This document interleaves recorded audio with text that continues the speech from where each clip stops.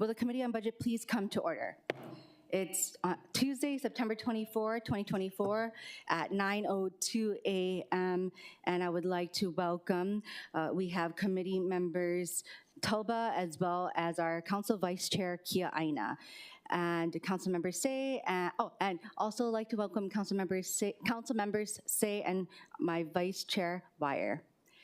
We don't have any members participating remotely via video conference. Yes, but pursuant to Section 92-3.7, the Hawaii Revised Statutes, this meeting will be conducted as a remote meeting by interactive conference technology with the following procedures in effect for the meeting.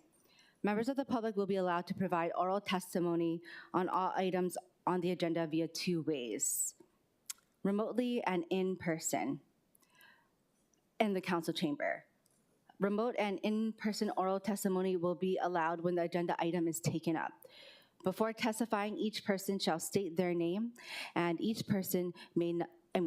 speaker may not have anyone else read their statement and is limited to a 1-minute presentation on each item.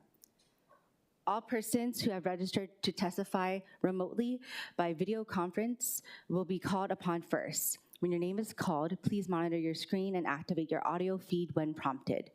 I will then give persons who have not registered an opportunity to offer testimony. Please utilize the raise hand feature on Zoom to be called upon. For those joining us by telephone only, I'll ask those to please press *9 to indicate your desire to speak. I'll identify you by the last 3 digits of your phone number. When your phone number is called, I'll then ask them to please press *6 to unmute themselves when prompted. Some friendly reminders and tips: please video conference from a quiet location if possible. If you are also watching the proceedings on Olelo, please mute your television at the time you are called to testify. When the timer on the screen reaches 0, please conclude your remarks promptly. Once all the remote testifiers have testified, I will proceed to in-person testimony in the council chamber. Persons who have not registered will be given an opportunity to speak following the oral testimonies of the registered speakers. HRS Section 92-3.7 requires all votes at remote meetings to be conducted by a roll call unless unanimous. Therefore, I will call for objections, and if there are any, I will call for a roll call vote. For those council members participating from outside of the council chamber, in accordance with HRS Section 92-3.7, the meeting will automatically recess if we lose audiovisual contact with you, and we will not be able to reconvene until we re-establish contact. Therefore, I will ask that member, if there is any, to please announce beforehand if you will be voluntarily signing out of the meeting. Members, as a reminder, and this should have been posted around maybe Thursday or so, that Resolution 24-192 has been canceled and will not be considered. For written testimonies including the testifier's address, email address, and phone number will be available to the public as described on the posted agenda. And for cell phones, as a courtesy, please turn off or silence all cell phones. With that, we will begin with our first action item, or with our action items. We have agenda item number 1. We have Resolution 24-230. This authorizes the transfer of $80,444 for the Federal Emergency Management Agency, or FEMA, Hazard Mitigation Grant Program, and $117,128 for the Assistance to Firefighters Grant, which totals $197,572 in general fund monies from the provision for grants, partnerships, and security activity, current expenses character of expenditure, to the Honolulu Fire Department Fire Operations Activity, current expenses character of expenditure to meet the department's program needs for fiscal year 2024. Members, we will be amending the resolution to change the reference and the third whereas clause to fiscal year 2025 and to include any other necessary technical non-substantive amendments. With that, I would like to invite members from our Honolulu Fire Department. I don't know who it will be, so maybe I'll have you folks introduce yourselves. Thank you very much for being here today.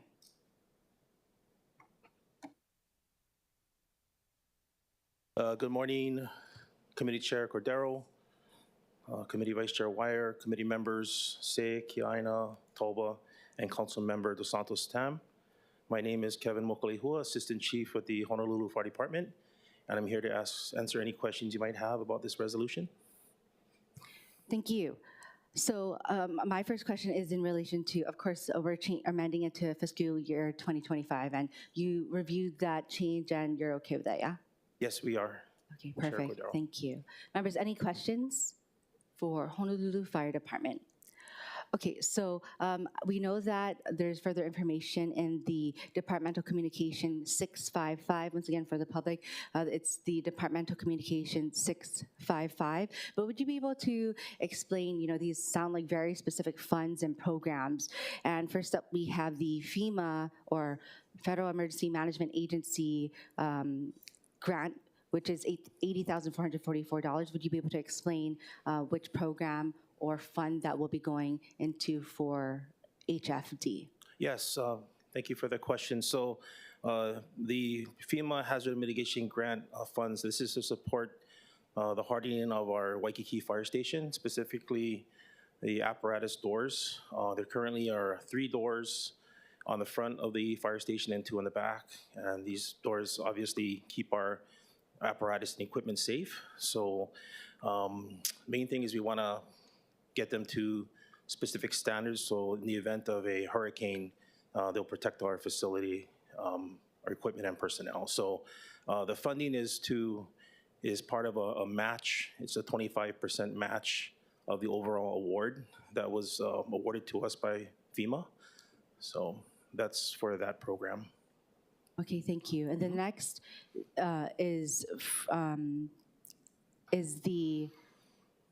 it's also from FEMA, right?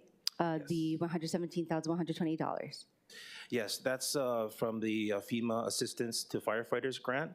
So this grant is specifically to support the health and wellness of our firefighters.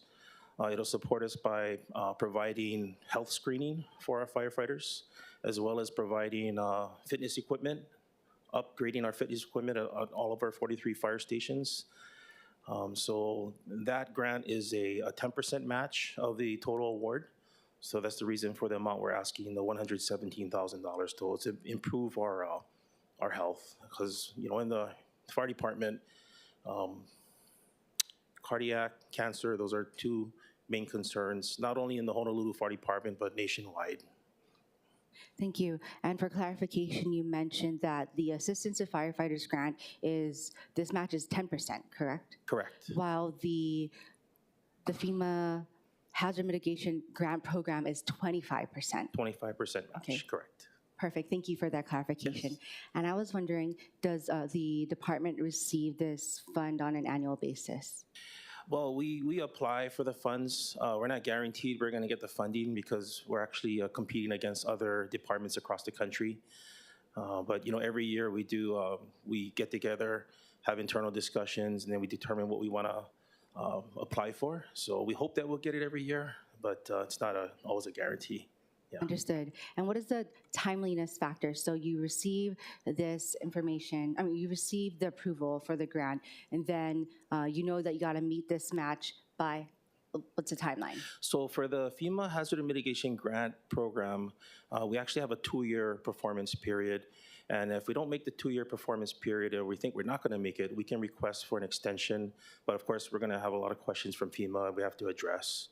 And we can do like a 1-year extension on a case-by-case basis. For the Assistance to Firefighters Grant, it's a 1-year performance period. So we're actually in that window right now. So we have a year to utilize the funding from now until September of 2025. So yeah, for the Assistance to Firefighters Grant. Yeah, so it's a 1-year performance period for that grant, and then for the hazard mitigation, it's a 2-year performance period. Okay, thank you. And they are restricted to its specific uses as prescribed in the grant, yeah? Yes. Grants. Yes, okay. Correct. Understood. Thank you. Yeah.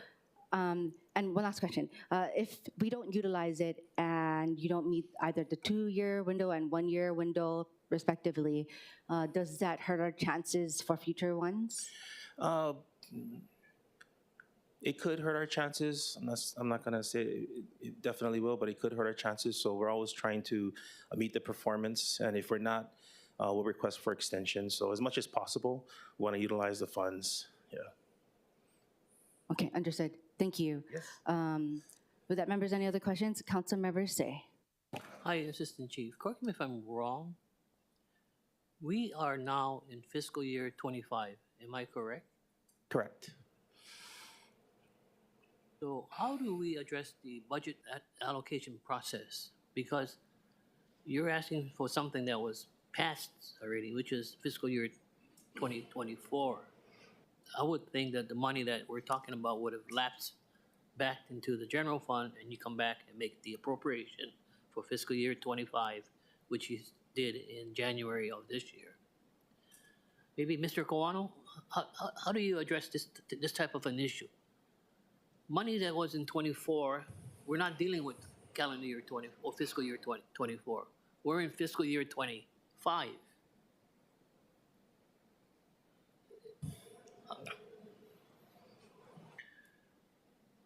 How do you address this expenditure? That's all I'm trying to get at, because this is not 24, fiscal year 24 that we are in, which they are making their request for. We're in fiscal year 25. But we approved the budget, it's in 25 already, so where does this... Budget Chair, Andy Kawano, Director of Budget and Fiscal Services, honorable council members. Thank you for the question, Councilmember Say. I didn't hear what led up to the question, but we see a lot of times 25, current year funds being spent for invoices and progress billings for 24, fiscal 24. A lot of times it's just timing, and the documents not submitted by the vendor or contractor on a timely basis. And it's just that we cannot pay without the document, and that results a lot of times in having to use current year funds for prior year invoices. It's something that we can work on with our vendors and contractors, but there's still some difficulty at cutoff. So what happens for us now then? For the provisions for grants, partnerships, and security, which is a current expense, we are not going to be providing those type of services since we're transferring it to this FEMA program. Am I correct? On the assumption that what we had approved in January till June of this year, the last year that we developed the budget, all I'm trying to say, was there a cushion in the grants, partnership, and security current expenses, or is it just a fund that HFD can go and approach to use it for 1 year ago agreement with FEMA, etc.? All departments turn in their requests for grants, partnerships, Okay. etc. funding, for each budget year. So the number we have is supported by projected projects that are going to be completed. But you're right, to the extent that we pull funding from the current year to address a prior year, contract or invoice payment, there could be, it could impact what projects can be carried out in the current year. Departments also have the ability to use their budget savings to cover the city match, so that's also possible as well. But you're correct, that could happen. Okay, that's all I wanted to know. And thank you very much, HFD, on behalf of the officers that work for the department. Thank you. Good questions. I do want to ask, though, so for the provision that we're taking the grant matching funds from are from the provision account that was approved in this past fiscal year, right? This last current provision account. I actually couldn't answer that question. So you're asking if the grant matching fund is from the current fiscal year or fiscal That we are in, 25? yes. Yeah, yes. Okay. Correct. Sorry. My apologies. Okay, thank you. And that's why we're making the amendment in the resolution to fiscal year 2025. Yes, correct. Okay. Thank you. Members, are there any other questions? Okay. We will now move to, thank you. We will now move to testimony. We will now proceed with remote testifiers. I don't have any remote testifiers registered, but is there anyone online who wishes to testify? I don't see anyone online here, but is there, and so we will close remote testifiers, but is there anyone in person who wishes to testify? Seeing none, okay, members, we are back in discussion, Okay.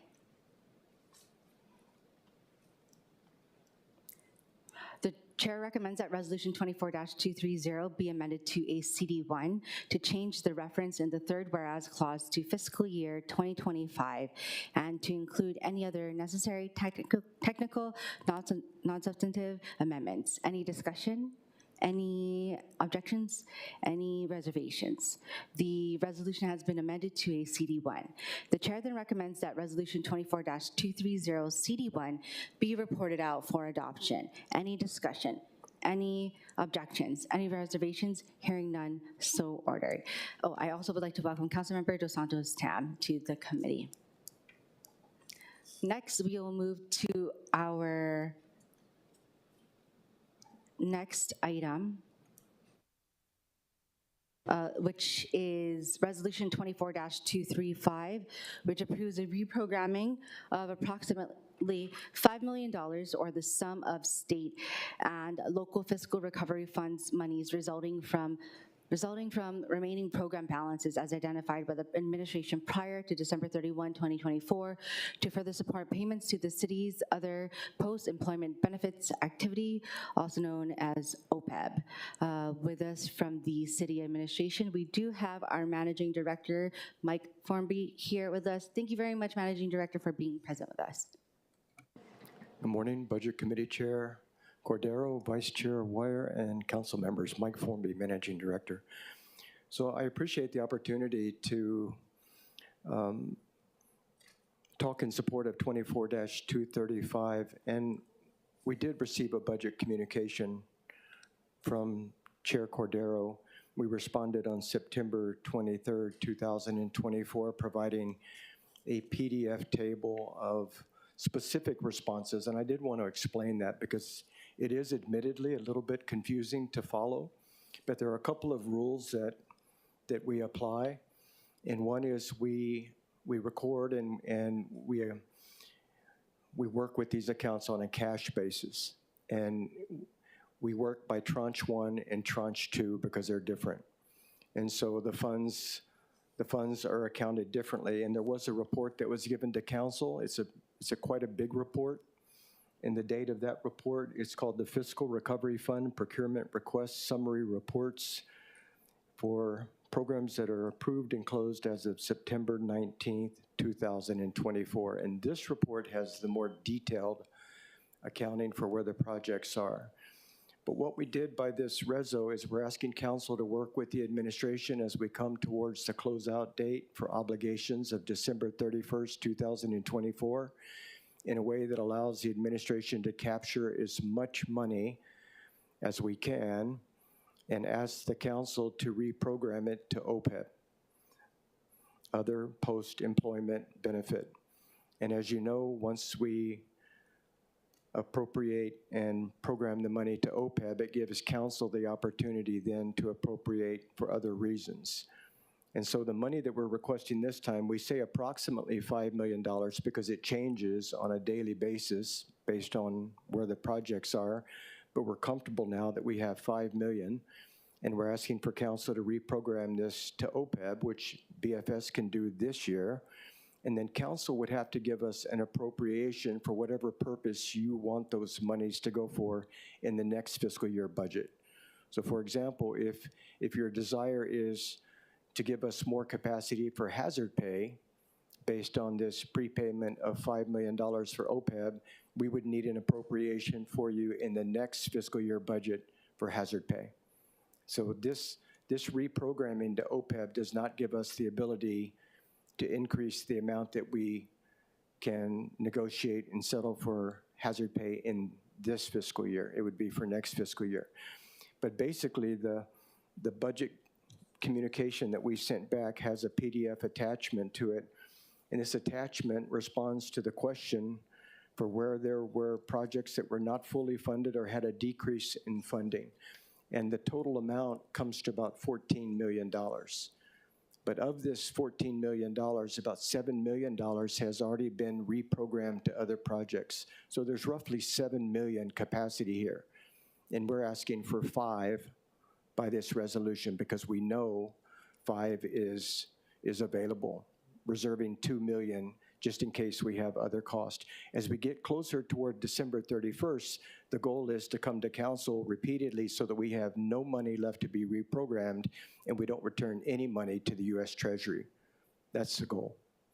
So just this week, we had an inquiry from the New York Times. They're doing an article about the struggle that states and cities are having in expending all of their SLFR funds by the deadline. And I was able to tell them that the way the city and county of Honolulu handled this was we started out by programming all of the funds to community benefits. And we then tried to execute on as many of those projects as we could in 2021, 22, and 23, so that as we got into 2024 and we realized that we were going to have large amounts of money available as we approach the deadline, we could use revenue replacement, one of the large categories, to scoop that money up and then appropriate it for other purposes. So I feel like the way that the council and the administration has handled this has been very effective and efficient. And what we're asking you to do in 24-235 is just that, as we identify more funds that are available to go to OPEB so that council has the ability to actually appropriate those funds to other purposes, one of which might be hazard pay.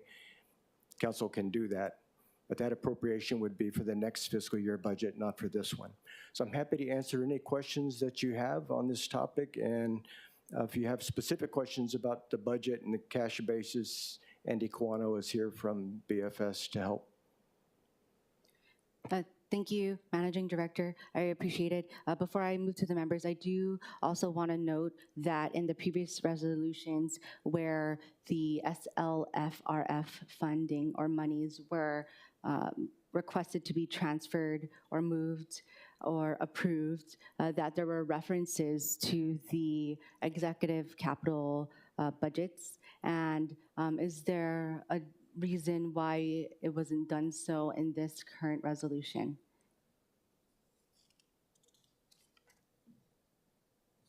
Excuse me, Budget Chair, 1 second. Thank you.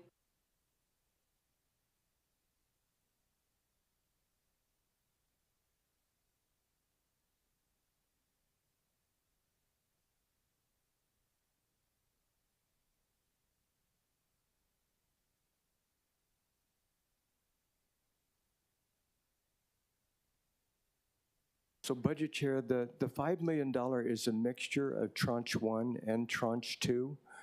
It's not just one. In fact, I think the actual numbers are approximately 6 of this attachment to our letter, of which about $7 million is available.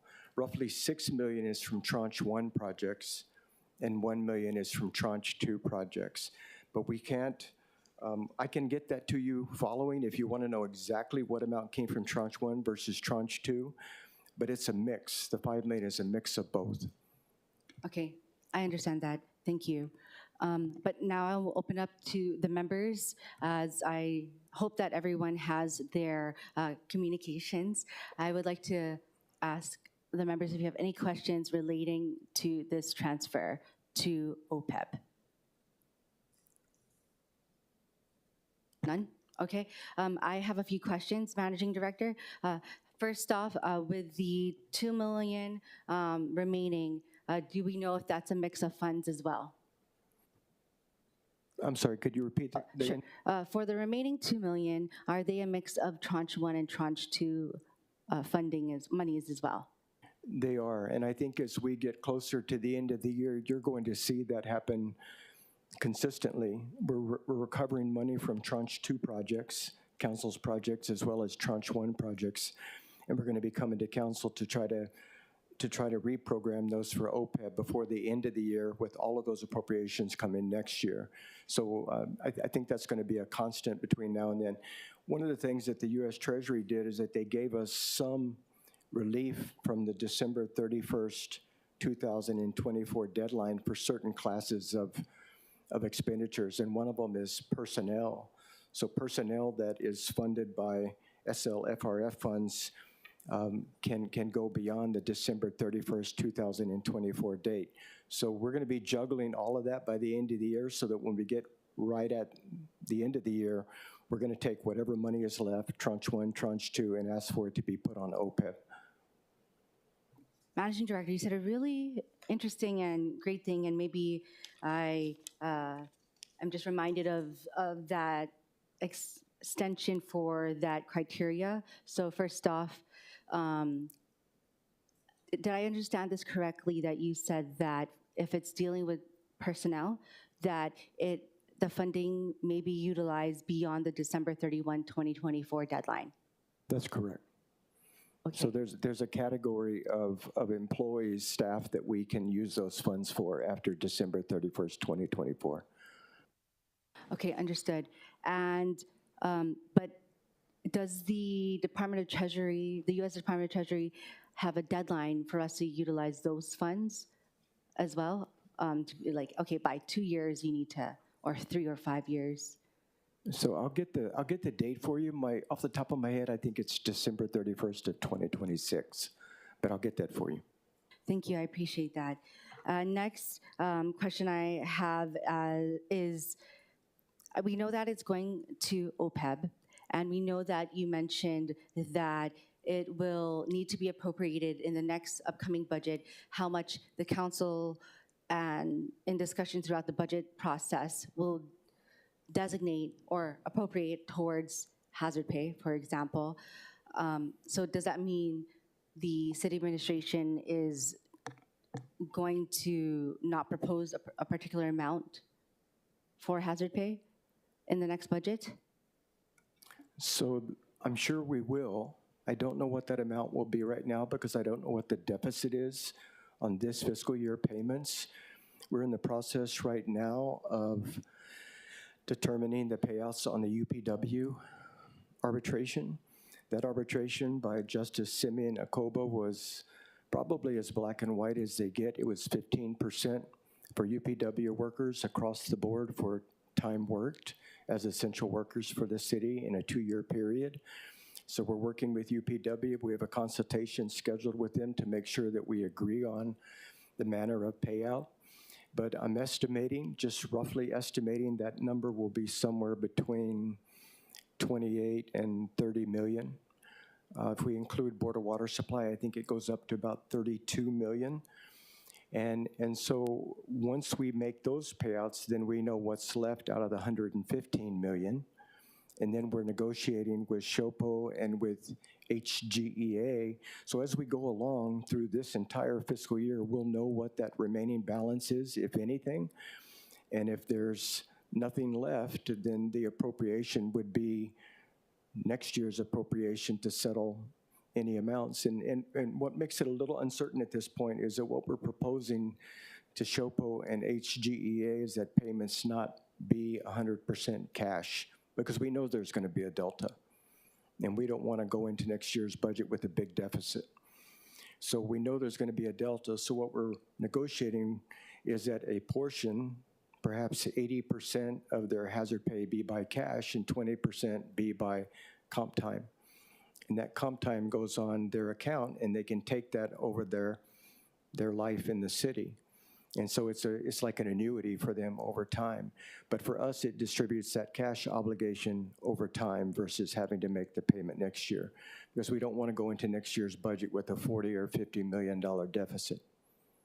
So I just don't, right now it's like juggling balls, but I'll keep you informed at any time you want an informational brief. I'm happy to come in and tell you where we're at.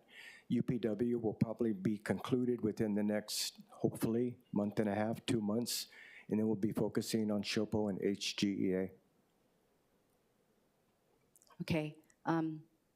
Yeah, I worry about the next few years. I think almost every waking moment. Yep, agree. So, but I do think that we do get the hazard payout expeditiously too. And so, I mean, are us putting it into OPEB saving us from impacting any city services for future budgets? Not to my knowledge. Okay. I mean, to be honest, there's always a request from the public to do more that is not budgeted. So to the extent that you could appropriate money to other items besides hazard pay, there would be a demand and a need. That's a given. But I'm really concerned about the hazard pay, and as you stated, you are, and I believe every council member is. We're concerned about going into the next year's budget with a considerable hazard pay obligation for which we don't have cash. That would impact city operations, and we don't want to do that. So we're trying to be very careful to balance our commitments to hazard pay in a way that doesn't create too much financial risk for us in the future. Okay. Okay. I know that I don't want to trigger any way to go into executive session, so I'll just go back to the actual projects discussions. Which pre-approved projects are anticipated to have unobligated funds by December of 2024? Well, definitely which projects have unobligated funds by 2024? Pre-approved projects. Or maybe we can talk about, the next question I was going to ask, are any of the projects more than 50% underfunded compared to the amounts that they were originally pre-approved for? Yeah, so Budget Chair, in order to answer that, you really have to look at the big data submission that was given to council. So there's 139 projects on here.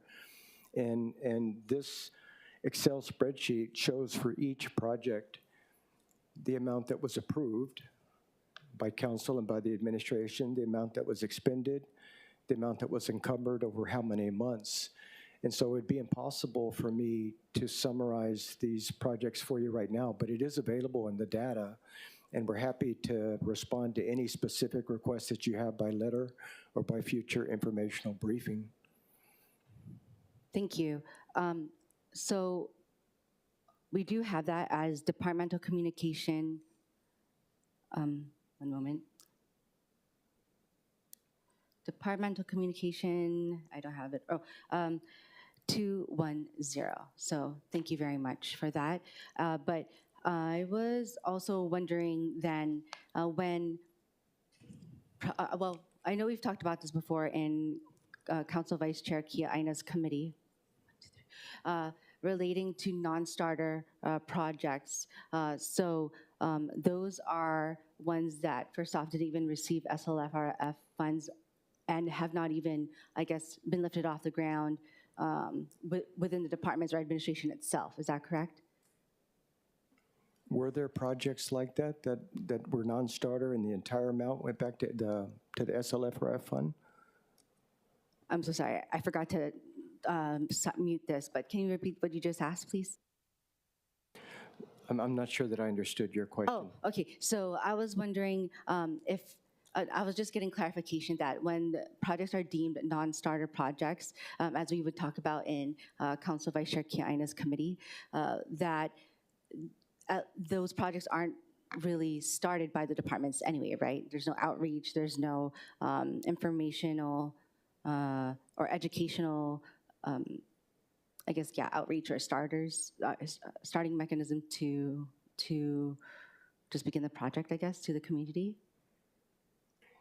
Yeah, I would say in some cases yes, but I wouldn't agree with that completely. There were projects that we went through quite an extensive community discussion, vetting, And the department spent a lot of time trying to make the rules of engagement compliant with U.S. Treasury guidelines. But at the end of the day, in consultation with Corporation Counsel, they were not able to do that.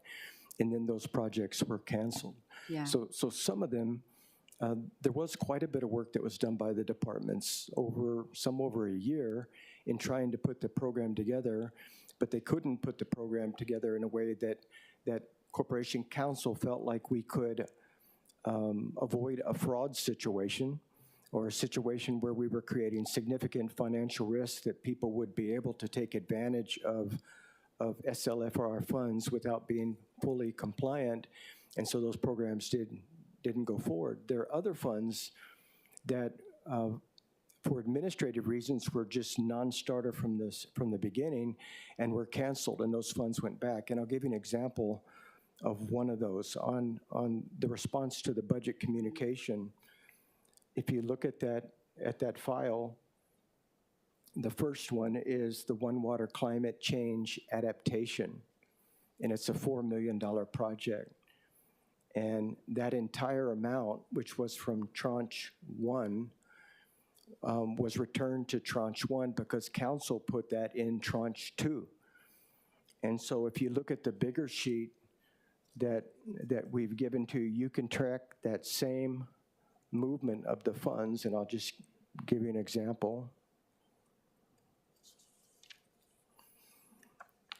So if I go to the bigger sheet, I can see where there was a $4 million allocation of funds to One Water, which was an E&V project. This is a One Water plan.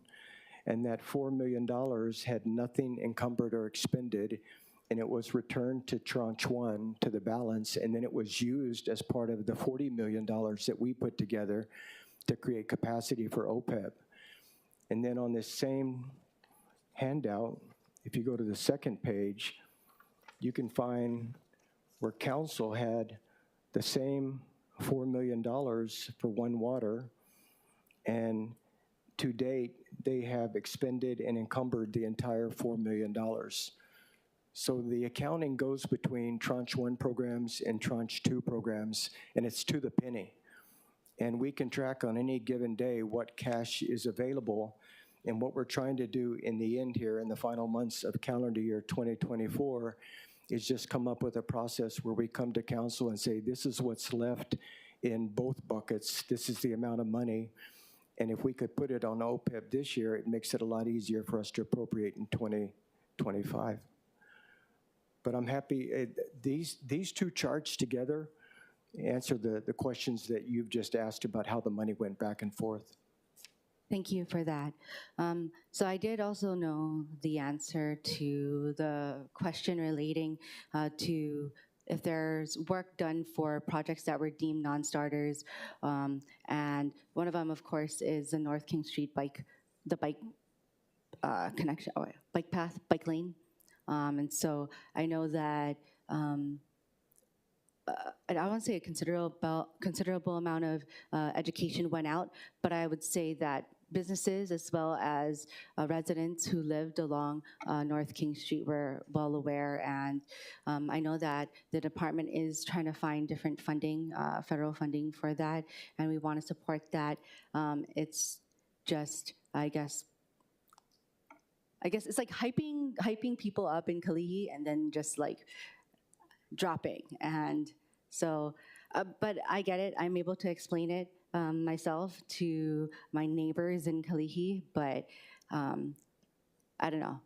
I don't foresee that we will have future federal funding where we would get hyped up about something and then dropped again. But I have to say, just on a like personal, I guess my district biased manner, like yeah. Just hyping residents and the neighbors up like that was interesting, but it showed the need and support for it. I guess that's a good litmus test, I guess, but I would not want to have to do that again and drop a project like that. Yeah, That's why I Budget asked. Chair, I appreciate that. And as you know, that was, I think you're talking about the DTS project. DTS was very unhappy when the administration made that recommendation to council, and you agreed, and we appreciate that. And it did come down to a ranking of priorities, and whether the priority of the administration would be to not have a significant deficit in next year's budget versus discrete projects. But having to set that project back a year or two was a disappointment to the Department of Transportation Services, to you, and to your constituency.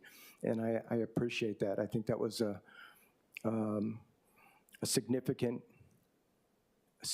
ask of you, and I appreciate your response. But I think council and the administration together understand the amount of money that needs to go to hazard pay and the fact that we simply don't have that kind of cash available. So thank you for that. I understand, and I still agree, and I will continue to explain that to my neighbors. Thank you.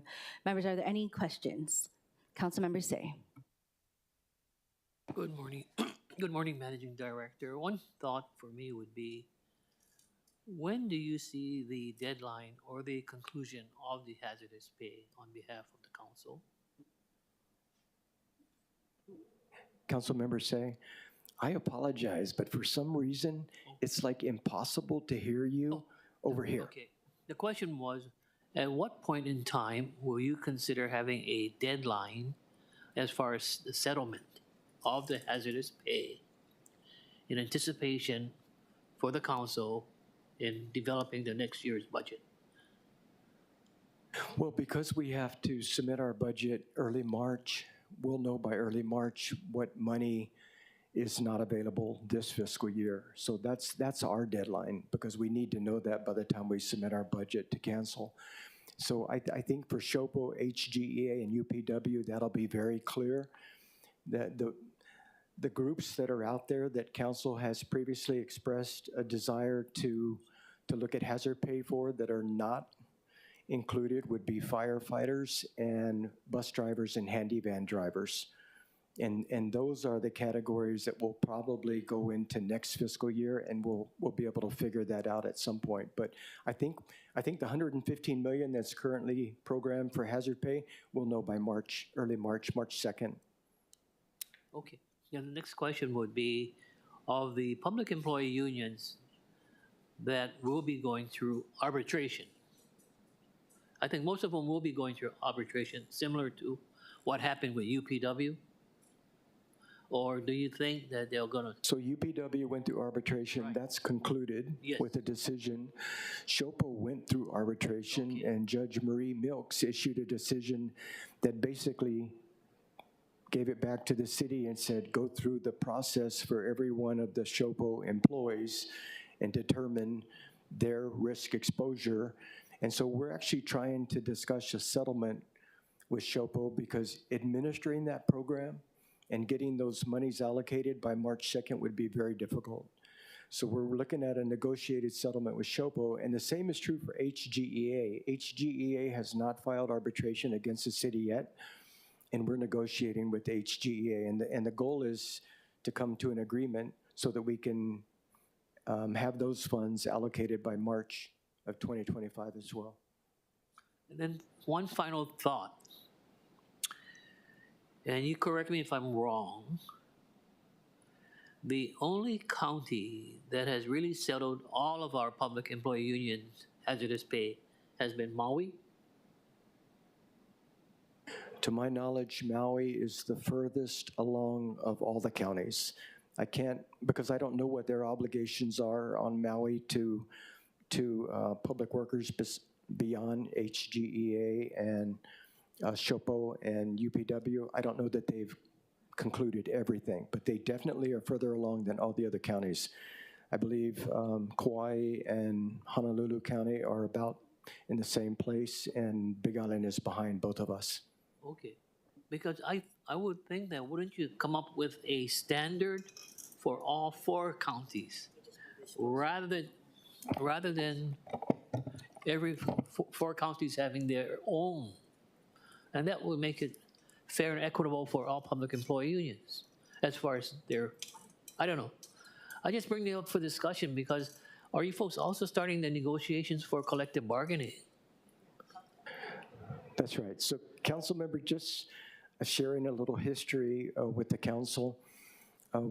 All 4 counties were working with the state originally, and that was after Mayor Victorino had entered into a settlement with UPW. And so all of us went over and met with the governor, and we agreed at that time that it would be better for the state and all 4 counties to work together on the final resolution of all the hazard pay claims, because there was commonality between the counties and the state. And that agreement didn't last very long. And Maui had further settlements. The state then had a settlement with DOE, the judiciary, and HGEA. And the 4 counties are still, which basically is 3, Hawaii County, Kauai County, and Honolulu, we're still doing our best to try to make sure that the application of hazard pay is as uniform as possible. But if you look at some of the agreements that were effected on Maui, when you look at the numbers of employees, those agreements do not work well in Honolulu County. They might work well on Kauai, where they have a smaller number of employees, but you take a SHOPO agreement on Maui, and you say that's precedent, and we're gonna do the same numbers on Oahu, and we're very, very quickly out of money. The numbers just don't scale to what we have on Honolulu, and that's the challenge that we're experiencing. So my question is, how is Maui County paying for their settlements where they don't have any economy? Yeah, Councilmember, I don't know. I don't know the answer to that. And it's obviously complicated by Lahaina and the money that they're getting from the state. So between the Lahaina funds and the FEMA funds and their GET and TAT and their real property tax, they've managed, I guess, to do it. But I'm not sure how they're doing it. Because I think for all of us here, we don't want the uproar of our constituency that we are put in a position that we have to raise real property tax rates rather than assessments. So Absolutely. And I think going into the collective bargaining agreement, what happened in the COVID-19 pandemic should be instructive to us on how we negotiate hazard pay provisions going forward. Because I think the truth is everybody admits, and I've never come across one person that has said otherwise, everybody admits that before the pandemic, you would never have applied the hazard pay provision in our collective bargaining agreements to a 2-year pandemic. Nobody conceived of that at the time. Hazard pay was intended for those very discrete situations that our employees would go through where they were exposed to hazards, and it might last 2 days or 3 days or a week or maybe a month, but nobody believed at the time that we would have hazard pay provisions in a collective bargaining agreement that would say we possibly would have to pay 25% of an employee's pay as hazard pay over a 2-year period. Otherwise, we would have been budgeting much higher contingency accounts in our year-to-year budget. So I think we've all learned from that there's a difference between how you approach hazard pay when it comes to a long-term pandemic versus how you approach day-to-day hazard pay, where 25% might be absolutely fair. Madam Chair, just one final thought for the managing director. No, I just hope we can resolve it by the end of fiscal year 25. Okay? And my reasoning is that let's not string along the workers also by going to court and all of this. Let's be honest with ourselves. If you truly believe that you want to string this particular issue settlement all the way, it can go all the way. But I'm just saying, can we come up with a tentative deadline for all the 3 counties plus Oahu? That way, at least they know that they're being appreciated. They're getting something after 2 or 3 years. Thank you. Thank you, Councilmember. Members, any other questions? Councilmember Toba. Thank you, Chair. In your negotiation, are they okay? I know we are trying to settle with 10%.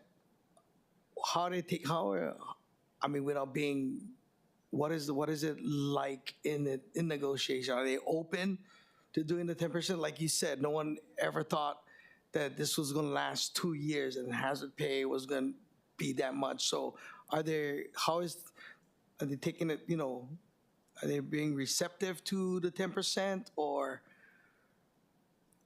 Yeah, No. so Councilmember, I'm not a party to the negotiations, and I haven't had an opportunity to speak to Wilbert Hoke on the state side, because I think everybody knows that the state has the most votes on collective bargaining agreement terms and negotiations. So those will be coming up. They haven't happened yet. We've just had openings. I'm just saying there's an understanding. And I'll just tell you that from what I've heard from the 3 major unions is that when the pandemic first happened in 2020, they approached the state about coming up with an agreement on what would be a fair amount to pay employees for every day they worked as essential workers during COVID, knowing that they didn't know whether it was going to be 6 months, a year and a half, or 2 years. And the state declined that. And so I think we take all of that knowledge that we've learned from the pandemic, and I'm a believer that when we go into collective bargaining agreements, collective bargaining agreement negotiations, both the state, the county, and the unions will understand the financial burden that applying our prior hazard pay provisions had to the city and the state, and we need to have a better process going forward, but we haven't gotten there yet. Okay, thank you.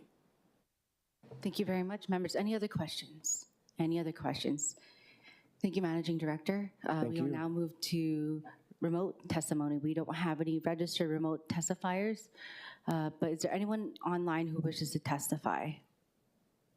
Seeing none, we will now move to in-person testifiers. We don't have any registered in-person testifiers, but is there anyone in person who wishes to testify? Seeing none, okay.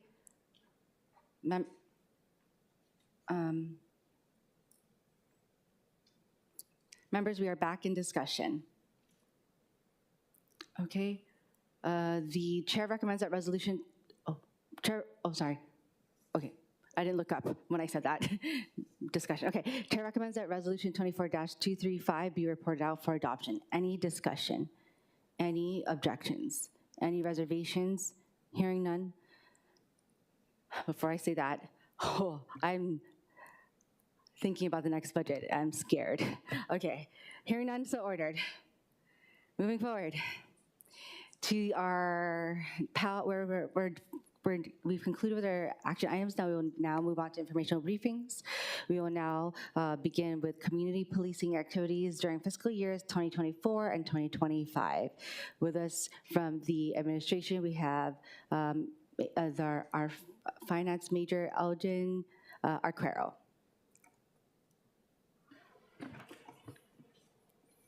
Good morning, Budget Chair Cordero, Vice Chair Wire, Vice Chair Kia Aina, Councilmember Say, Councilmember DeSantos Tam.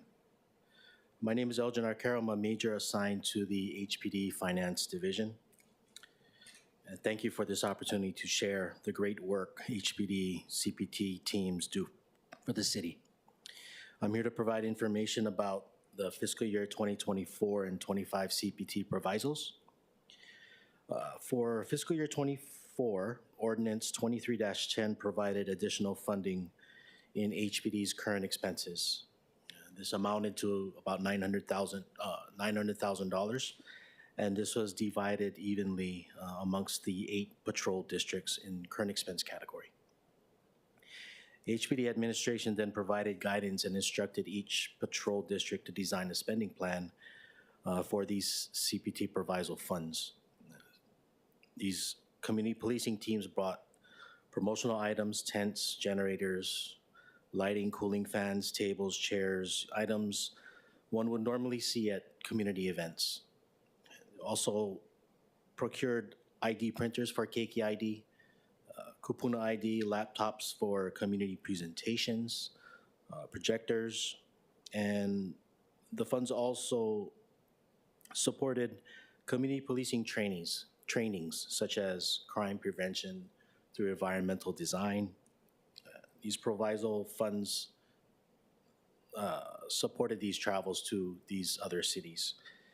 CPT, the community policing teams applied these new skills and concepts at school talks, neighborhood security watches, homeless operations, citizen patrol walks, and educated businesses on crime prevention, empowering them to take a more proactive approach.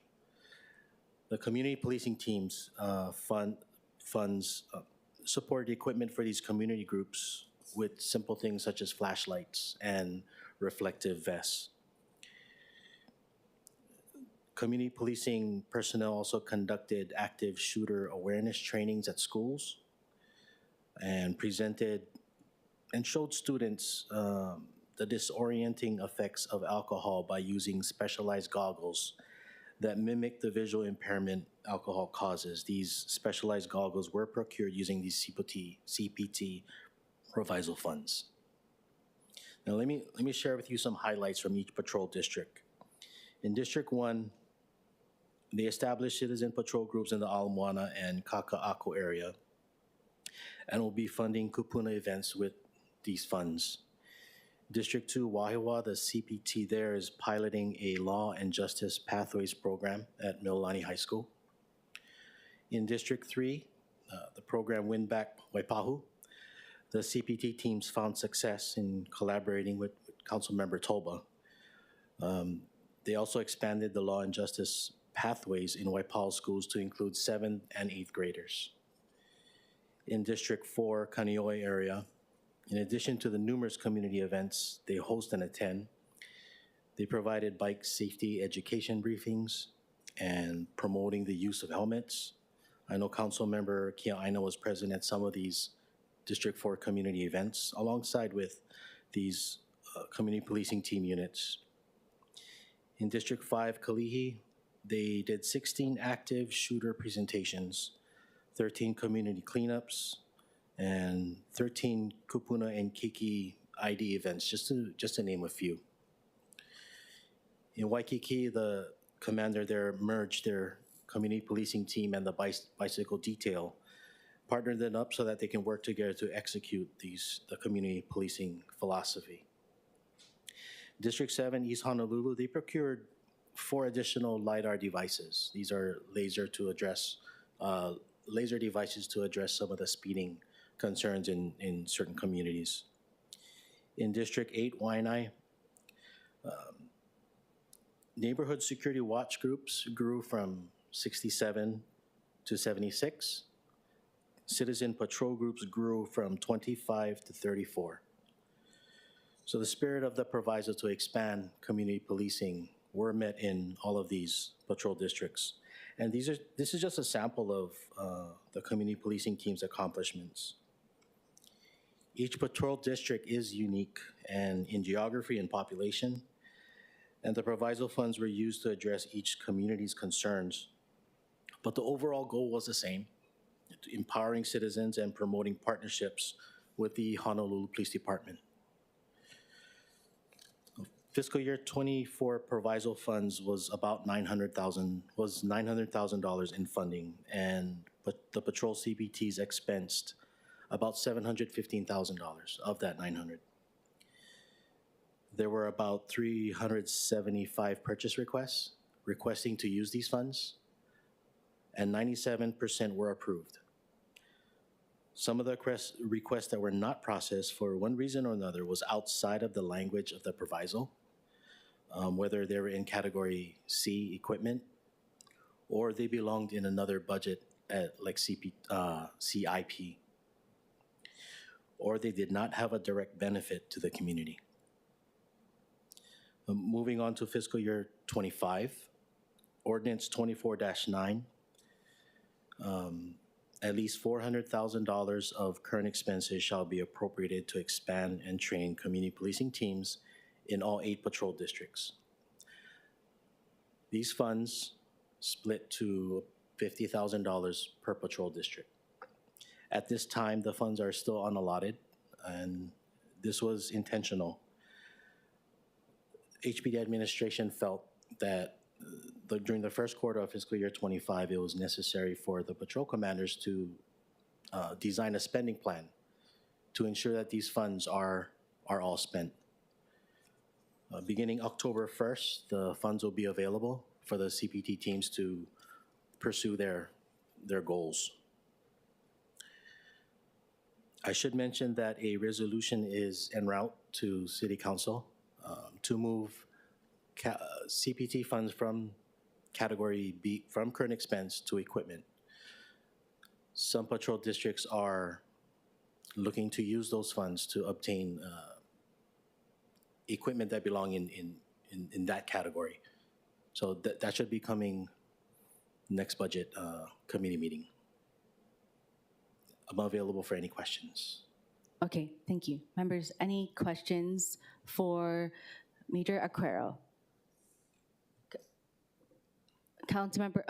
Council Vice Chair Kia Aina. Okay, Councilmember Dos Santos Tam. Thank you, Major. I wanted to actually dive in a little bit into the difference between the capital budget side and the equipment side. I think that there's been a little bit of confusion in that. For example, in the FY24 capital budget, which is Ordinance 23-16, we as the council provisoed $135,000 for a speed trailer in every district because, of course, speeding in every community is a major source of complaints. And I don't know if that was ever purchased with those funds. If memory serves me correctly, they were instead purchased out of the CPT funds instead of this bucket of money. Who makes these sort of determinations as to where these expenditures can come from, which buckets they can come from? We have conversations with BFS and we follow their rules on which bucket to use it from. So it depends on the type of equipment, the life of the equipment and how long it lasts and the dollar value of it. So it really depends on exactly what the equipment, the specifications of the equipment. And then what ability does the department have to transfer funds within a specific type of expenditure category? If you're not able to utilize, for example, the funding that we set aside for speed trailers because it's equipment, not capital, is there any ability to move things around on your part? I think the term is commingling funds. I do not believe we can commingle capital funds into operating funds. Okay, thank you. Thank you. Council Vice Chair Kia Aina.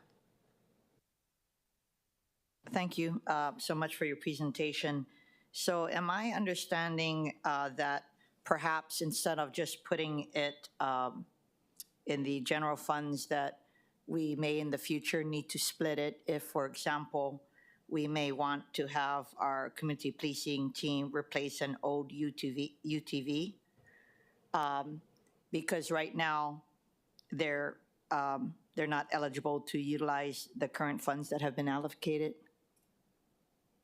Are you telling us perhaps we should allocate some of these funds in a different account in next year's budget so that we give them the greatest flexibilities? Because I think from our standpoint, what we're trying to do is give each team the greatest flexibility possible because they know what they need, right? Whether it be T-shirts for the neighborhood watches or to replace a utility terrain vehicle. So I'm trying to seek your guidance here because it seems that a lot of items are being denied. 97% of the purchase requests were approved. Okay, but can you answer my question with regard to a UTV, a replacement of a UTV? Is that allowable or not allowable? Depends on the specs of the UTV. So again, they could either fall into like a golf cart category where it's under $5,000, or if they're a UTV, a 4-passenger UTV that can range up into the mid $20,000, that will qualify it as equipment or category C, not current expense. Oh, okay, wait. Or it, depending on the life of it, it may fall into CIP funding or it. So this, when the budget was being prepared for this fiscal year, it was, and I don't want to speak out of place, but my understanding, some items were moved from operating into capital, and it was moving back and forth. One of the examples was vehicles. So depending on the life of the vehicle, whether it's 7 years or 10 years, it was a discussion that was had on what budget to put it in. So to answer your question, I would really need to work with the commanders of each patrol district to see what their spending plan is. And then we can plan ahead to see, to let council members know where it would be appropriate for these items. I'd like to mention that in fiscal year 24, it was very different. Suddenly, the CPT teams had $900,000 to spend, where in previous years they had about maybe $10,000. So suddenly they had this vast amount of money. So we've learned different things in fiscal year 24, and we're trying to apply them this fiscal year so that we don't make those same hiccups. What about T-shirts for neighborhood security watches? Do you think that that would qualify for these funds? Because I understand that they've been denied. I'd have to look at specifically what was denied. They do go through levels of review, and part of that review was what the logo is on the T-shirt. So some of those logos belong to the city. Okay. So Okay. there are levels of approval and review. Okay, do you have any recommendations, perhaps in the next budgetary cycle, to provide the greatest flexibilities so that that the teams are not bogged down with all of these different requirements? Because I think from where we're coming, we want to give them the greatest flexibility to be able to spend down these funds, because they know what's best for not only their teams, but they also know what's best for the community, because we work closely with them. The community works closely with them. Understood. And but we still need to follow BFS procurement laws and procurement rules. So because these funds are available, we still have to make sure that we're responsible in spending these funds and making sure that there's no issues such as parceling or supplanting. So they still go through the same level of review as any other purchase requests.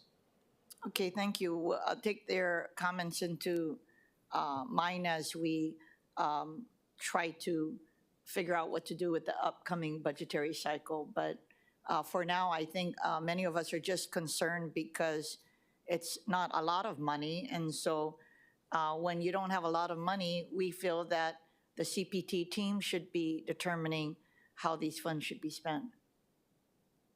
I would encourage these CPD teams to come see me and we can talk directly so that we can strategize together. Okay, thank you.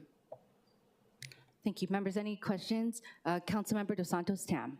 Thank you. Major, you brought up the issue of parceling. You know, with 8 patrol districts, each with their CPT teams, and 4 quarters throughout the year in which they make purchases, inevitably there's going to be some purchases that overlap.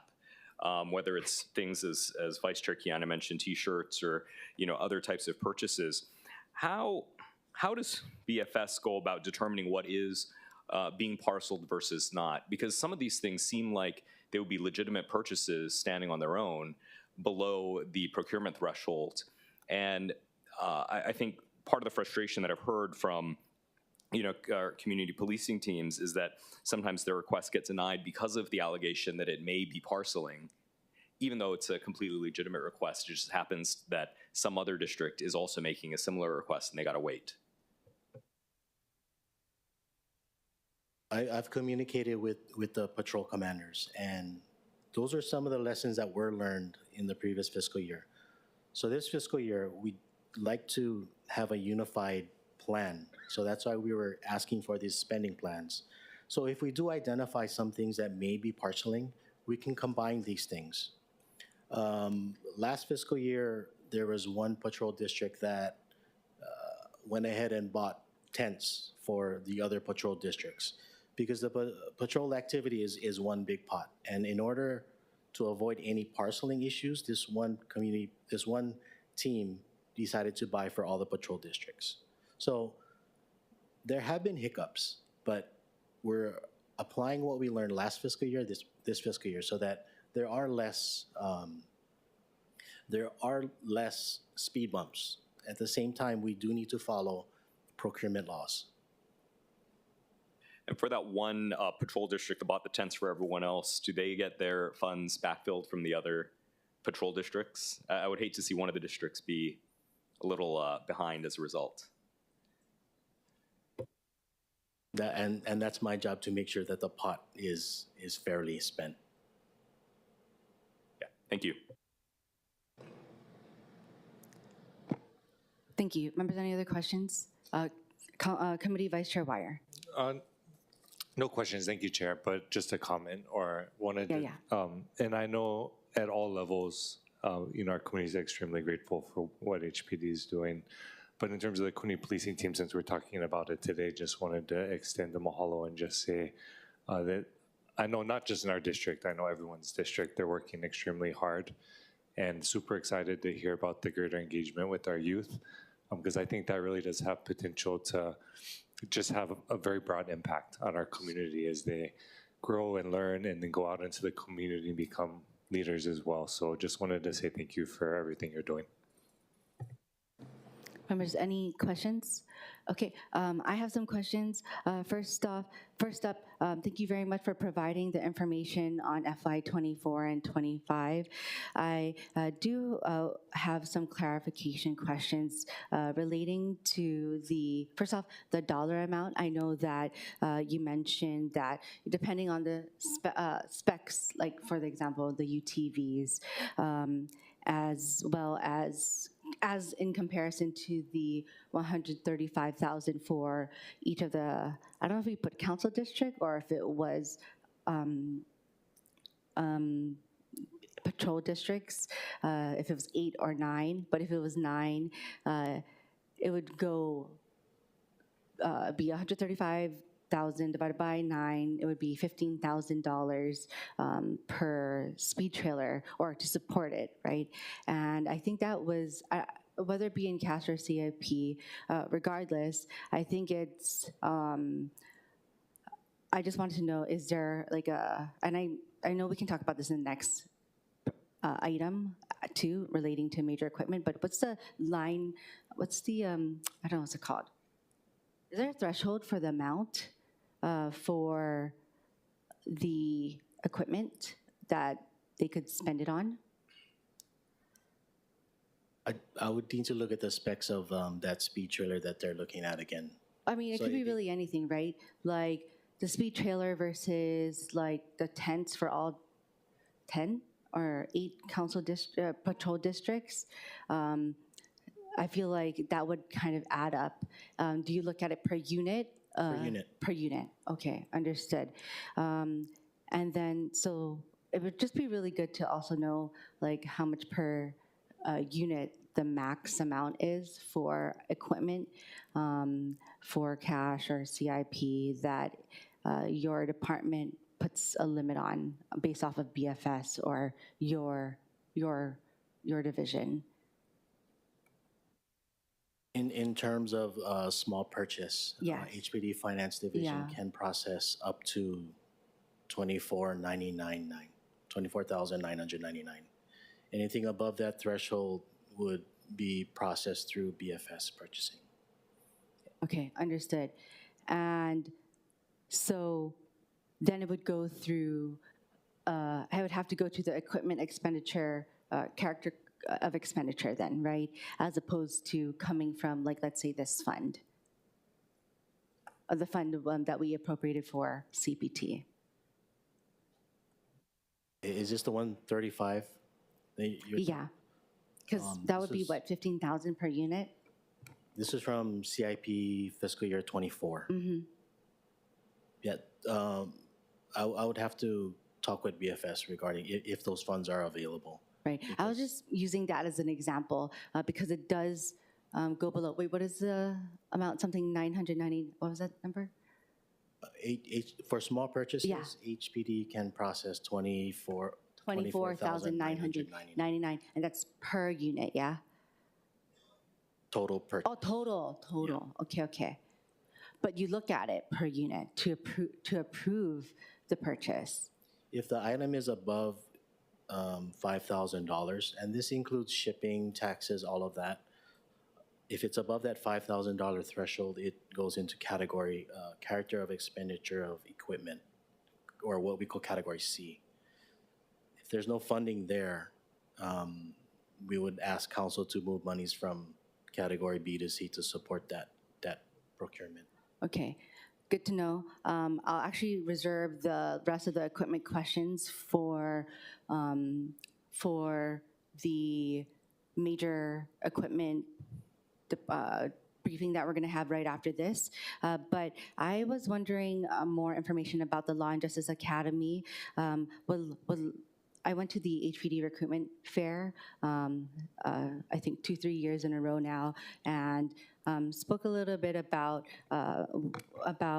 the ones that are at Mililani as well as Waipahu. I know that Farrington got rid of theirs, and so, but I just want to, because it sounds confusing. It sounds that we're funding it. We're not, the CPT funds are not funding the Law and Justice Academy, right? The DOE is, yeah? Yes, but it's the CPT funds that bring the promotional items. Okay, so you're saying like swag. Yes, Okay, swag. that's good. No, it's good because, like, you know, as Council Vice Chair Kia Aina brought up, and also Committee Vice Chair Wire brought up, like the connecting to the communities. There's different. I'm not trying to say incentives, but there's different tools and uses that CPT teams implement, and it's not this. Like my areas are not going to be the same as Committee Vice.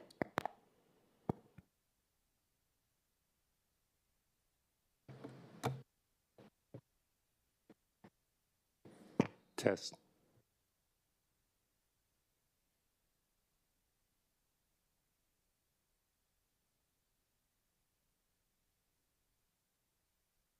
As Committee Vice Chair.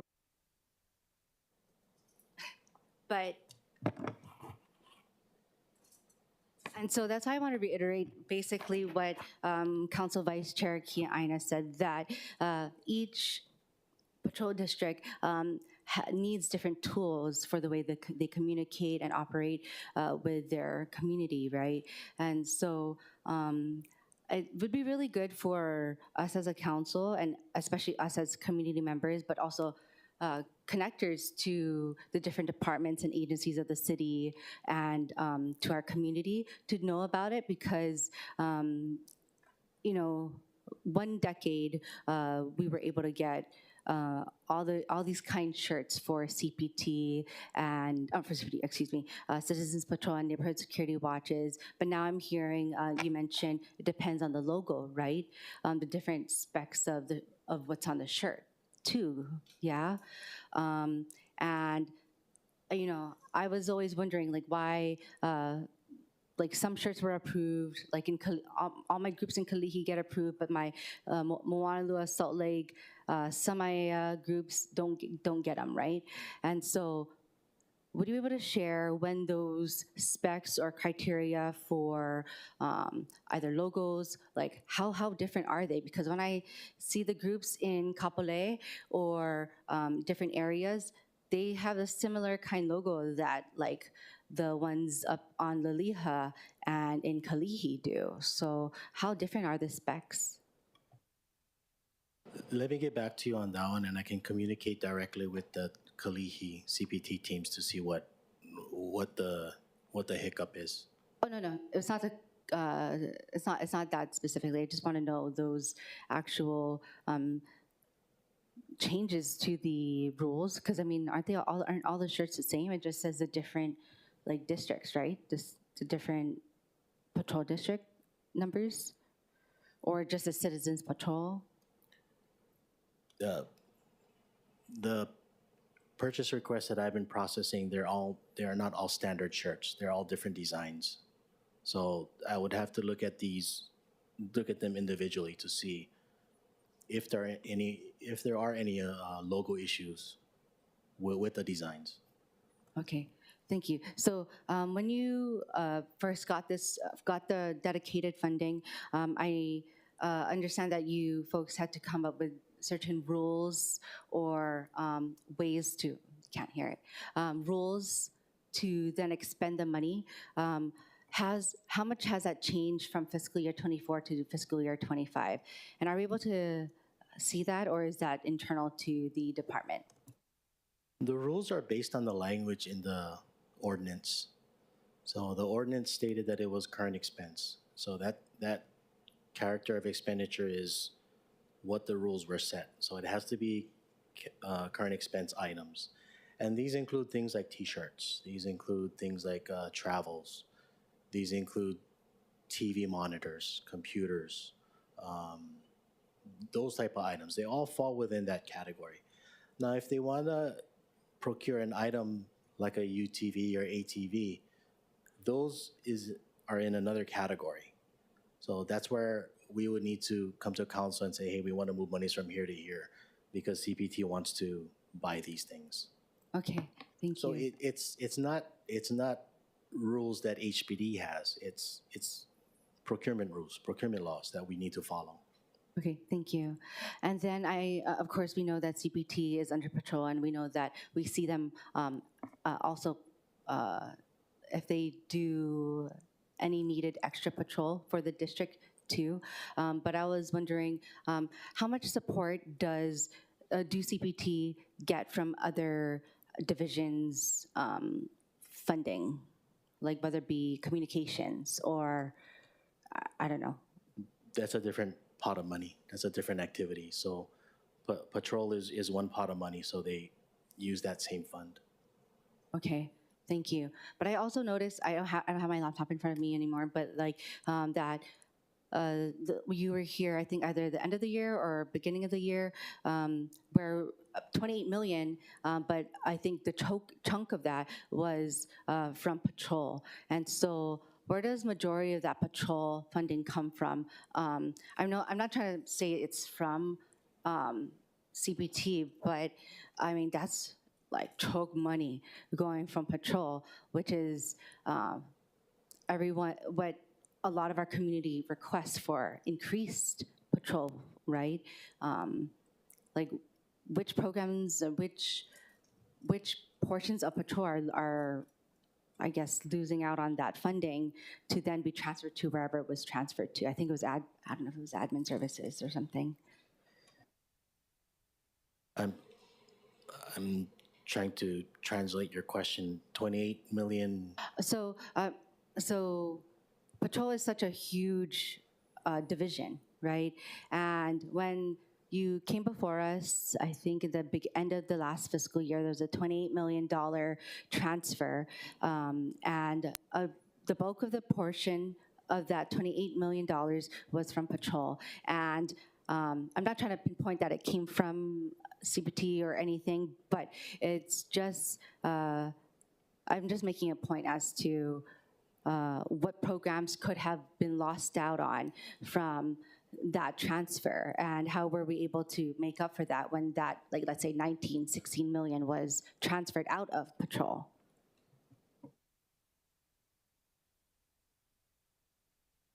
Yeah. I do believe the bulk of that is vacant salaries. So that's good to know. Oh, that's okay. Thank you. Okay, sorry, I have my thing now. And then also, can you please read the different provisos for FY 24 and 25 again? I think, are they the same, or does one include training? If you can give me a minute to Yes, look no up the problem. exact verbiage. Test.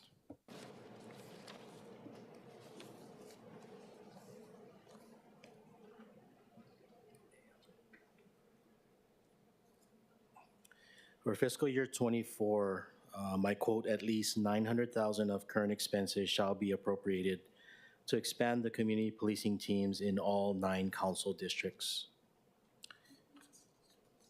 For fiscal year 25, the proviso states at least 400,000 out of current expenses shall be appropriated to expand and train community policing teams in all 8 patrol districts. Sorry, can you say expand and train? For fiscal year 25, it says Okay. to expand and train. Okay, got it. Actually, I know, and I'm super happy that a lot of our, not just CPT, but our, that HPD, and actually everyone in HPD, even those who are not in, that are in civilian roles, that they do a lot of training. So that's, I'm very happy about that, but I was wondering if there's anything in specific, or if you've seen any requests for training for any of the CPT funds to be used for actual CPT officers to be trained. The biggest one that really made an impact is the crime prevention through environmental design.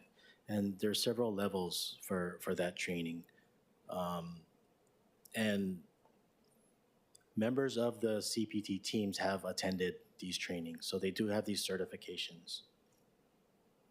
Okay, got it. Thank you. There's a lot of great information as to how they are, how the funds have been used. My last question is as it relates to the timeline of, I guess, the allocation of the different funds. I think you said 50,000, you said a quarter, and then you said that October 1 is when the CPT teams will be able to utilize the funds for the first, is it first quarter then? So the proviso for fiscal year 25 is $400,000. Yeah. Divide that equally amongst the 8 patrol districts is $50,000 per patrol district. So the $50,000 will be divided again between quarters 2, 3, and 4. Okay, Quarter 1 was meant for the CPTs to design a spending plan for this $50,000. okay. I was wondering why you said October 1. I was like, oh. I don't October 1 is the beginning of second quarter. The second quarter, okay. Yes. I understand that now. Understood. Okay.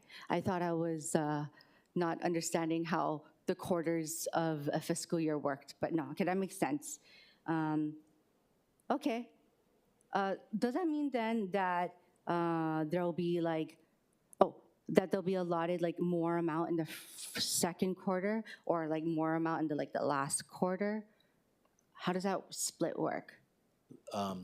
When you see the resolution that's requesting Category B funds move to Category C, those will impact certain patrol districts, 3, I believe. So it won't be across the board, same for every single CPT team or every single patrol district. It'll be that's why we looked at what their spending plans were. Thank you. That's good to know.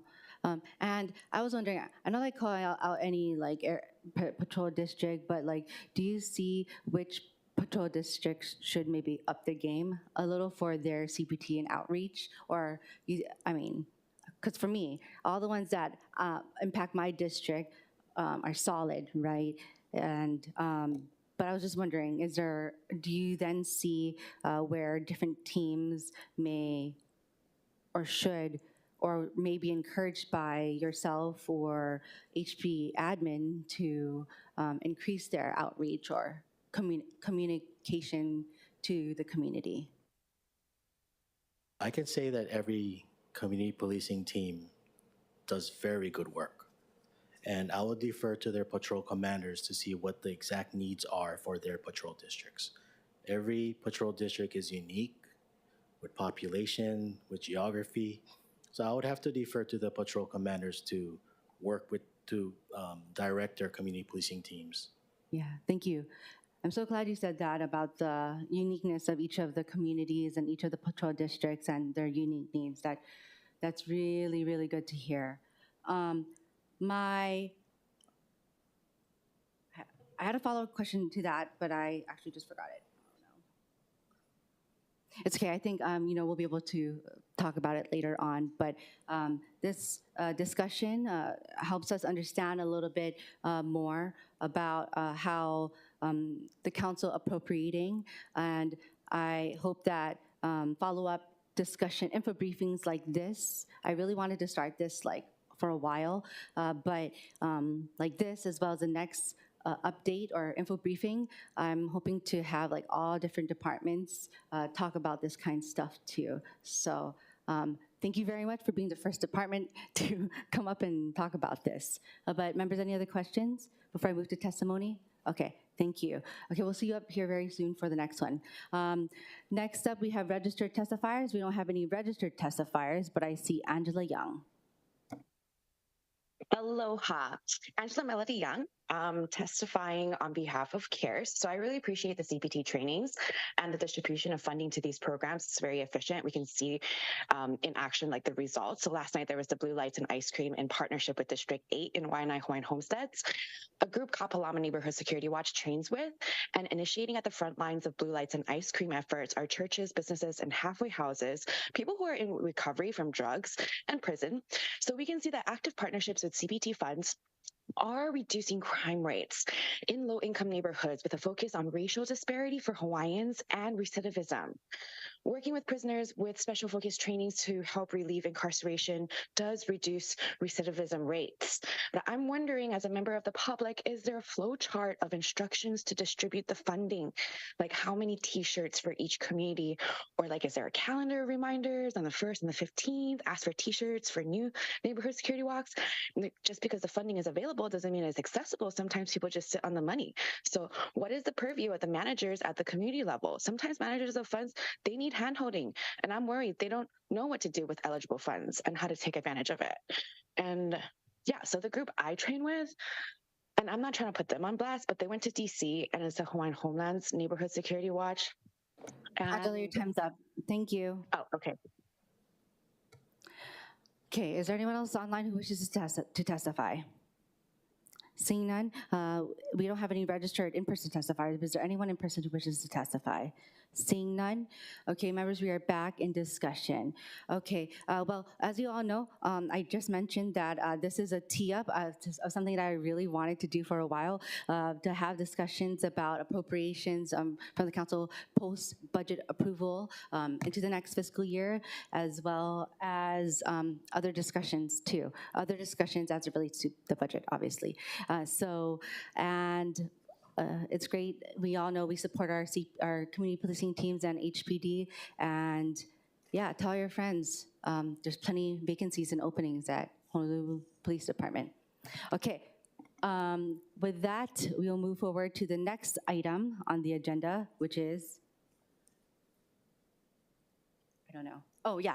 Update on the expected date of procurement and expenditure for major equipment to be acquired for the Honolulu Police Department and the Honolulu Fire Department in fiscal years 2024 and 2025.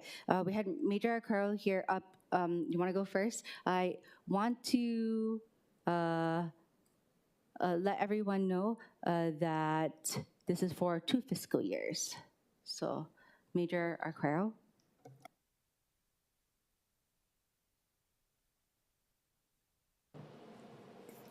Elgin Arcaro, HPD Finance Division. Can I ask a clarifying question? Yes. Is this for operating funds or is this for CIP funds? When you For equipment, both. For both? Mm-hmm.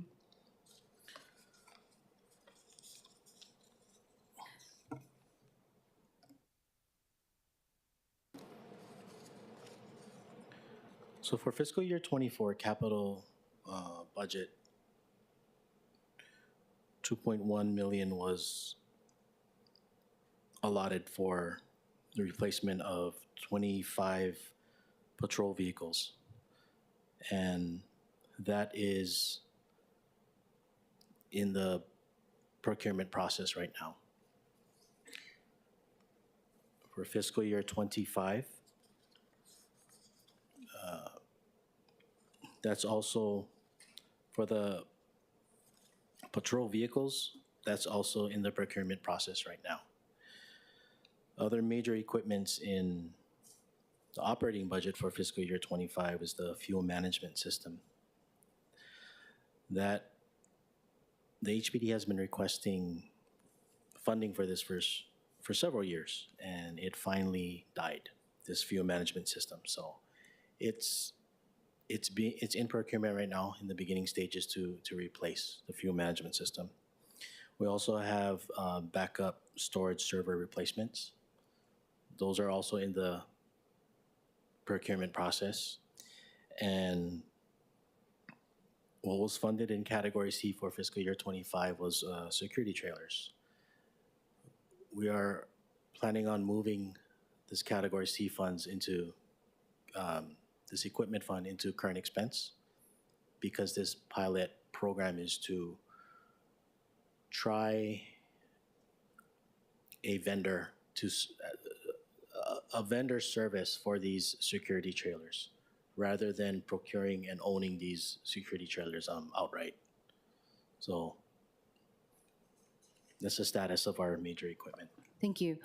My question is in relation to the first up for fiscal year 2024. The reason I'm asking that is, of course, you mentioned CIP, and you first mentioned patrol cars, correct? And you mentioned that it's purchased and it's gonna arrive here. I don't know when. What the timeline is for arrival. So it takes 2 years, right, before it gets to HPD after procuring it. Is that correct? We submit the documents to procure these items in the beginning of the year, usually within the first quarter, and we wait. Yeah, no, understood. And actually, maybe I should explain why I brought this up. I'm bringing this up to the different departments because there was a transfer of funds back when Acting Director Kurt Lager came for ocean safety for major equipment that was purchased like maybe 3 years ago. I don't remember how long ago. And then it finally arrived, and then I talked about timeliness and like wanting to know how each department deals with equipment and planning for it, right? And you know how you said some equipment finally, a particular equipment, not finally, but kind of finally died, right? How do we plan for teeing up, replacement, or backup? Because when we get risers or responses back from the agencies, we hear, oh, we gotta wait for this replacement or for this to go through the shop or whatever. We're still waiting on a lot of things in the Honolulu regions. So, and I'm sure it's even more hectic at the West Oahu when we're different regions too. So that's why I brought it up. Okay, good morning, Council. Assistant Chief Aaron Takasaki Young. So regarding the vehicle question, usually our cars will get received from 2 fiscal years prior, right? Because it takes that long. But our vehicle maintenance section is always on point. They're always planning it. We had a little hiccup, FY 2021. Pandemic caused, as you guys know, a shortage of vehicles and manufacturers, so it caused a little delay. So currently working off FY 2023, we're looking to purchase for 23 and 24 a total of close to 60 vehicles, police-related vehicles. We're in the midst of finalizing the contract with the vendor. So hopefully by the end of the year, we can actually get those cars that are outfitted. Hopefully that answers your question. That absolutely does. Thank you. And also for the, let's say 3 or so go out for a particular district, are they allotted 3 as backups later, throughout the fiscal year? Or how do you plan for the possible 3 that go down? So there's always unanticipated incidents or accidents, as you're aware, and we usually have a surplus. So right now we have about 300 total vehicles. So hopefully the goal is to get up to 400 total vehicles to include unanticipated delays. So one for one, I can't really say we can get back to you, but we gotta make do of what we have, Councilmember. Okay, understood. I know that you heard the line of questioning relating to UTVs. Yes. And I know that may or may not, depending on the specs, be either not current expenses, but like in a smaller equipment expenses or B in either CIP or equipment expenses. Do you do those in bulk? We would order those in bulk, but that would be a category C. And I know Councilmember Kiana brought that up with UTVs. So the upcoming resolution will try to move funding from B to C because the cost item of a UTV is $5,000 or more. Hence, we have to purchase it in a C category. So the reso is to help move funds for the CPT proviso from B to C to purchase UTVs for your district.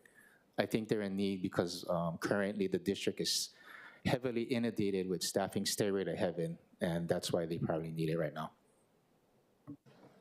Oh, thank you for that information. Next is Councilmember Dos Santos Tam brought up the appropriation by the council for, it was I think $135,000 for the speed trailers. And are those bought in bulk as well? We're gonna have to buy one time, so, but we can get back to Councilmember Dos Santos Tam about the speed trailers. Okay. I think, so the reason why I'm also asking these questions is because it also helps us to determine like how we will either budget or not budget or like remove funding like in the next, in future budget processes. So we wanna be supportive. I would just say moving forward, especially just hearing the prior resolutions about hazard pay and all of this, I think we just gotta work together to be on point in terms of how to better fund the police department in terms of what we need from a CPT standpoint, or a department standpoint, and moving forward with this upcoming 26 budget season starting probably in March for you folks but just basically having a better game plan. Understood. Yeah, I mean, when we have our presentations, right, we talk about like what was allocated, how many. At that moment, when you guys present the budget, the snapshot of how many vacancies and et cetera, and what you anticipate the equipments are, right? But I mean, also at the same time, at that moment, we are like making amendments based off of communities' needs too. So, I mean, I know you know that. I know that everyone who here has already experienced a few budget cycles knows it too. So, I do get that. And we did have flexibility with the CARES and SLFRF funding as well. But I mean, that's the reason why I want to have these types of discussions is because we're not going to be afforded all of those kind funding in the future. So, I mean, the wiggle room for gives is very minimal, is what I anticipate come March. So. But just knowing that there's a game plan for what will be, that all the departments and agencies are going to be talking about or planning is what like we should know about throughout the fiscal year. Got it, thank you. Thank you. Members, any questions about major equipment from HPD? Okay, and also for major equipment for HPD, I forgot to ask this question. What's the amounts to then qualify for major equipment? I know we get the major equipment list, but for the public doesn't know, this is a public meeting, would love to have that out. Major, if you're talking about category C, single item has to be $5,000, right? That's correct. Chief is correct. Above $5,000 would be a category C item. And for CIP, the life of the item would be over 10 years. Okay, got it. And so I don't think this was asked specifically during the budget, but since we're having this in-depth discussion, how do you determine the life of the equipment? Because I know, like for example, vehicles, vans, they get run down a lot quicker, yeah, depending on the use. And just are you generous with, first off, how you determine it, and are you generous with them, I guess, pinpointing how many years you would tack on to that item? We get guidance from BFS. Oh, you get the criteria? Yes. Okay, got it.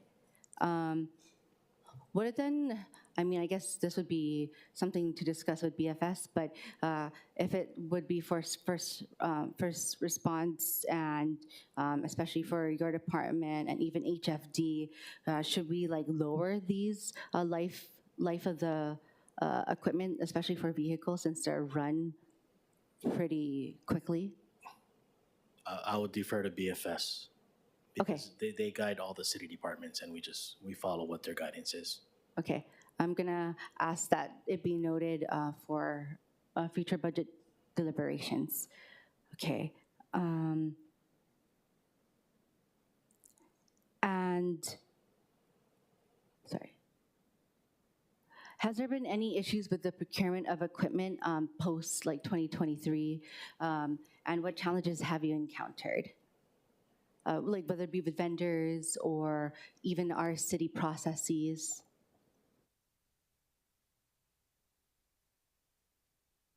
Yes, and some of it is beyond the control of the city or HPD. Some of the supply chain issues is definitely impacting. One example is vehicles.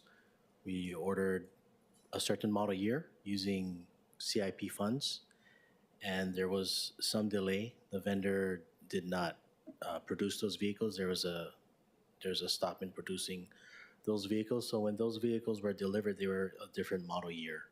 So those are things that were out of HPD's control, out of BFS's control, and we're trying to work out those things. Oh, that's good. Good to know. And so, just for clarification, because you mentioned you go with a certain make/model, and there's like a year of the model, make and model that you're allowed to have. Is that set by HPD or also by BFS? If we look at the specs of a police vehicle, for example, there are very limited vendors that can provide a police vehicle. So we do a selection, our VMS superintendent makes that selection and determines which police vehicle fits, and we submit that to review for procurement. Okay. Well, I know that you said that the challenges, especially with the supply chain and labor costs, are out of the city's realm or kuleana. So, so you don't have any recommendations for streamlining the process then, yeah? I mean, since the vendors are limited. Or do you have any suggestions?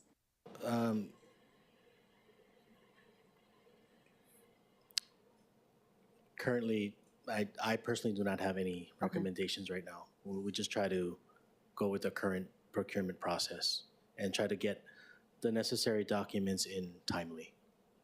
Okay, necessary documents, timeliness. Oh, and on a timely manner. Okay, understood. Thank you. That helps a lot. Members, any questions for HPD before we go to HFD? Okay, seeing none, thank you very much. We will now have Chief Hao from the Fire Chief Hao from Honolulu Fire Department.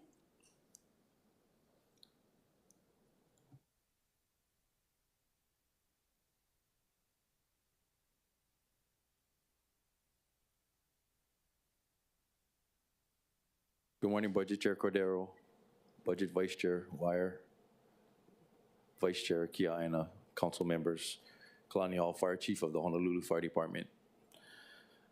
I just wanted to give you an initial status of our CIP, our large items for fiscal year 24 and 25. So the status of our 24, we were allotted $6.7 million, which included 3 pumper apparatus, 1 aerial, 4 modular trailers, half-ton cargo van, a 1-ton dually apparatus, a truck, and a forklift.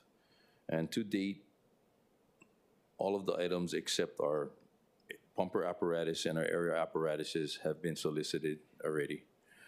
What we're doing is going to lump in our fiscal year 24 apparatuses, our engines, and our pumper with the fiscal year 25 procurement, which will happen per purchasing in October, next month already. So for fiscal year 25, we're allotted $7.9 million. And as I stated earlier, our apparatuses are pending solicitation for next month, and that would include 3 additional pumper apparatus and 1 aerial apparatus. So if you combine our fiscal year 24 and 25, that would include 6 pumpers and 2 aerial apparatus. Fiscal year 25, we also solicited and procured a 1-ton 4x4 crew cab truck, and also a full-size SUV has been solicited. And also another UTV, which is pending solicitation. So again, all of our fiscal year 24 and 25 allotments, the monies that we were given, we're basically only waiting on. We're going to create 1 solicitation next month to get that completed. As far as how we determine what we're going to purchase, what our needs are on an annual basis, from our equipment that goes on in our apparatuses, from our hoses, nozzles, and anything that we use to mitigate any type of incident, they all have a lifespan. So we standardized all of our equipment and all of our apparatuses to make it easier for us to create this procurement plan that would allow us to have a flat budget over the years. So every year, it's going to be constantly the same. So our requests are going to be consistent. And that's what we try and do also in the CIP side. We take, the lifespan of our equipment. Our pumpers have a 10 to 15 year lifespan, aerials 15 to 20, and our auxiliary vehicles 10 to 15. And based off of that and our fleet, we come up with our annual request would be consistent as the years go on. One of the things that has changed over the years is we were able to supplement some of our procurement with CDBG funds, but because of, I guess, post-COVID environment, the lead times and how to build these apparatuses has now gone from 365 days, which is 1 year, now it's stretching out to over 4 years to build our apparatuses. Supply chain issues, costs are rising as well. So we're seeing that with every piece of equipment, the other departments are facing the same type of challenges. So even though we have the money appropriated now, we get it as solicited and done as quick as possible. Now it's the waiting game for these larger ticket items. One thing that for us as HFD, a lot of our equipment is really specialized. So from the apparatus standpoint, there's only 2 real manufacturers that deal in Hawaii. So it's been very difficult post-COVID for us to, get the solicitations done and, really iron out the cost, because cost on all of our items is all specialty. And we've seen costs rise 40%, even from our hoses from pre-COVID to post. So we're seeing that across the board, from small items to our C category items that was mentioned earlier and over to our CIP. But we do our due diligence to, again, create a plan that we can identify what our needs are on an annual basis. And again, with the strategy to have a flat budget throughout all of our requests is going to remain flat as possible. Okay, thank you. Does anyone have any questions for the fire chief relating to major equipment, procurement of major equipment? So my questions, and that I've explained, you've heard me explain to Finance Major Arquero the reason why I wanted to have this discussion. Not saying it's acting director's Kurt Lager's fault, but how you mentioned the 4 years, like that triggered the thought, we need to talk about with the departments, especially having you and HPD up first as our first responders, and dealing with those types of issues and concerns are concerns for us at the same time. So knowing that the plan is knowing that you have to plan for the 4-year waiting game, is that why you're lumping in the FY24 and 25 equipment in that manner that you first mentioned? No, it's just the timing of it all. Timing? I think it was a decision to, I guess from a budgetary standpoint, there were some funds that needed to be, they were going to lapse for fiscal year 23. So when we put in our. Hold on, sorry. I would like to appoint Councilmember Dos Santos Tam to the Committee on Budget, so I don't lose quorum. Thank you. Sorry, Fire Chief, go ahead. Yeah, so, sorry, I lost my train of thought. Can you repeat your question again? Yeah. Oh, the lumping of the FY 24-25, you said it's about timing? It's more timing. Okay. So there was funds, when we put in our solicitation to go out for solicitation, we submitted to the purchasing department. It goes into a queue with every other department in the city. So I think the understanding was they needed to take care of FY 23 funds that was going to lapse by June 30th. So our FY 24 money procurements were pushed we're just in the queue also. So we just felt that it would be better that we just do everything in one procurement using in one solicitation instead of breaking up in two separate ones. Does that happen often? Or do you feel like you have to lump funds? No, I think it was part of, it's like I said, the post-COVID challenges. It went from a buyer's market to a seller's market. And the things that, when we create our specifications, it's really, it's not your normal. We have a lot of specialty items and we want, it's custom, it's really custom specs. And it's like we're going now with the manufacturers, it's such a long, they're just willing to provide more than their base model. And so let's say we go to a manufacturer, they have different tracks. They get a 1, 2, or a 3. If you take the model that they have, that they just create off of the shelf, the lead time will be maybe 1.5 to 2 years. And that is still kind of changing. Lane 2, maybe 3 years. Lane 4 would take 4.5 years. So now we're changing the way we write our specifications, having to sit with our apparatus committee to really look at what our needs are, knowing what the environment is, and we have to kind of give and take and just make sure that we get the essential, specifications on the apparatus that can perform the necessary functions that we need. So that possibly could be going back to the drawing board and changing our specifications. And that's why the solicitation could have been slightly delayed. We are moving more from a RFB type of process to an RFP, again, because it's more of a seller's market than a buyer's market. So it's more what the manufacturers are going to offer as their, to meet our specifications. This is just a change in strategy. Oh, that makes sense. And I know that your department actually has been talking about this since a lot of the majority of the council's first year in 2021, right? So my next question is something I also asked HPD as it relates to, well, first off, let me ask, do you buy equipment that then triggers it going into category C for multiple fire stations?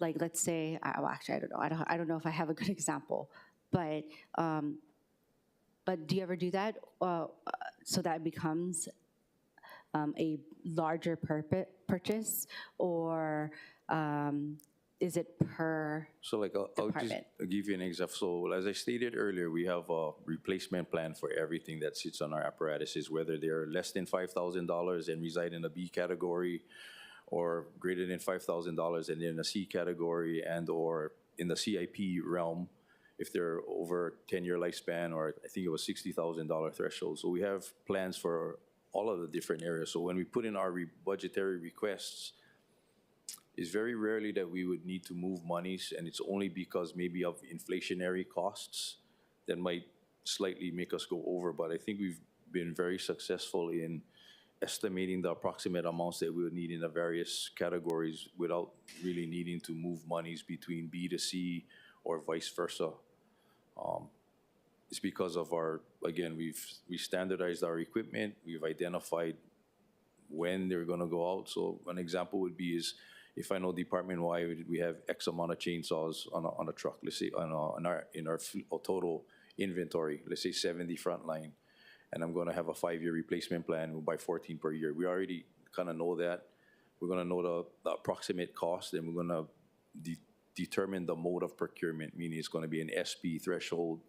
So we kind of already had that plan already vetted, so we know rolling into the fiscal year what type of procurements we're going to have to do, whether it's going to be an SP or things are going to meet the RQS threshold, or we're going to utilize some sort of existing master agreement such as NASPO to make the procurement. So just to try and identify what the need is monetarily and how we're going to execute our procurements is already identified well up front. Chief Hao, I was wondering, you know how I asked about the life of like an equipment, and Major Arcaro mentioned that you know, BFS states that, and then I then followed up with like, well, do you ever try to get the lifespan of a particular vehicle lowered because of the amount of use and like the just in front of the work that vehicle goes through? I mean, it sounds like that because you have this 5-year plan. It sounds like that's, or not 5-year plan, but replacement plan for your equipment, that you kind of already know, like, okay, well, let me just let you ask that first. Do you go with BFS? I think I understand your question. So we can, certain items like a chainsaw is very easy. We just stick to a year. But when we talk about our apparatuses, it's slightly different because the mileage for an apparatus in the Honolulu core will not have as much mileage as YNI or another apparatus that may be going far. So some of the things that we do is not only the years, the age, but also the mileage.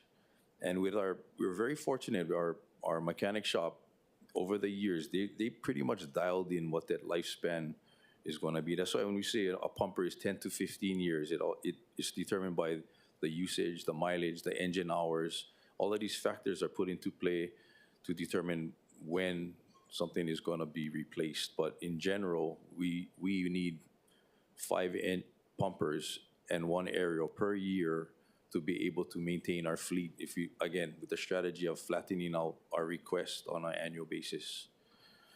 So we've pretty much dialed it in. Like I said, pumpers is about 10 to 15 years. And again, these factors have to be weighed about engine hours, mileage, and the age. Our aerials, 15 to 20, and other auxiliary vehicles, and maybe our tankers and other items, 10 to 15 years. Wow, okay, wow. It's interesting you mentioned about aerials being 15 to 20 years, right? Are we talking about, can you explain like, what that is specifically? Are our 2-piece ladder trucks, the one that the guy's driving in the back, or our quint apparatuses with the large aerial ladders on the truck. Is it because those are used less? I would say no.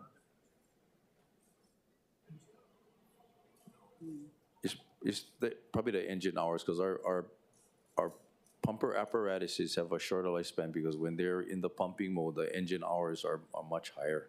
Okay. So when we do aerial operations, it's not as long in duration as you would say a pumper. Oh, that makes sense. Okay, thank you. My question that is like the last question for the different departments that would want to ask is about the any challenges for procurement that your department faces, and if you do encounter any, do you have any streamlined processes that you would like to see changed? It's just more, you know, I understand the challenges that purchasing had, especially in the last year or so with the manpower and the queue. So for us, that's basically the only challenge. The market is probably the biggest, and actually the amount of transactions that the purchasing department has to complete. And our pumper apparatuses, our apparatuses is kind of a difficult procurement. You have all of these specifications that are, I mean, the specs is very thick. I mean, they have to go down, I don't know how many line items that they have. And I'm sure it's the same as rubbish trucks and buses, and they all have the same types of issues with the complexity of the procurement. Okay, thank you very much. Members, any questions for HFD? Okay, Seeing none, thank you very much for presenting that and for being one of the first departments to have this discussion with us. Next, we will move on to testimony. We don't have any registered testifiers. Is there anyone else online who wishes to testify? Seeing none, we will now move on to in-person testifiers. We don't have any registered in-person testifiers. But is there anyone in person who wishes to testify? Okay, seeing none. Members, we will now move to the last agenda item. It is the, oh wait, where is it? The briefing on the city's down payment loan program and the Honolulu Board of Realtors Housing Opportunities Are Possible for Everyone, or HOPE program. We will start with Deputy Director Los Baños from the Department of Community Services. Oh, and we'll give you some time to put on the presentation. But the presentation is Departmental Communication 680-2024. Departmental Communication 680-2024. Hi, Deputy Director. Aloha and good morning. Edward Los Banos, Deputy Director, Department of Community Services. With me today, I have Al Tamanaha. He is our Loan Division Branch Chief in the Community Assistance Division. Thank you for the time today to provide us, you folks, some background and a history about our down payment loan program. It's an excellent program. Just a quick overview of the program. What it does is helps promote home ownership to moderate income families. It's a 0% loan, and it's funded by Home Investment Partnership Act and HUD funds. Loans are provided and funded on a first-come, first-served basis and subject to the availability of funds. Currently, there's about $500,000 in that fund available for loans, and we do have the flexibility and ability to increase that amount through, you've seen them as action plan amendments that we've been brought to council via notice before. So we've seen it more often as CDBG within our home funds, but we do have the ability to do that. But so far, 500,000 has been just about right. Next. Oops, ooh. Yeah, that's the one. So folks, program eligibility, it's affordable to households 80% or below of the area median income. I have a slide coming next that has the income levels for your information and give folks an idea of who might qualify for this program. It requires folks to go through a HUD home buyer education program, and the acquisition prices are capped at the high home rates, which are set by HUD. Currently, for one bedrooms, that's $765,000. So I mean, it's kind of generous as is. Haven't had much trouble with folks exceeding the high HUD limits of the program. Since we are using HUD funds, it does federalize, if you will, some of the requirements that folks have to go through that we help subsidize and pay for. And that would be a housing quality standard inspection. Currently, that's the national standards for physical inspection of real estate.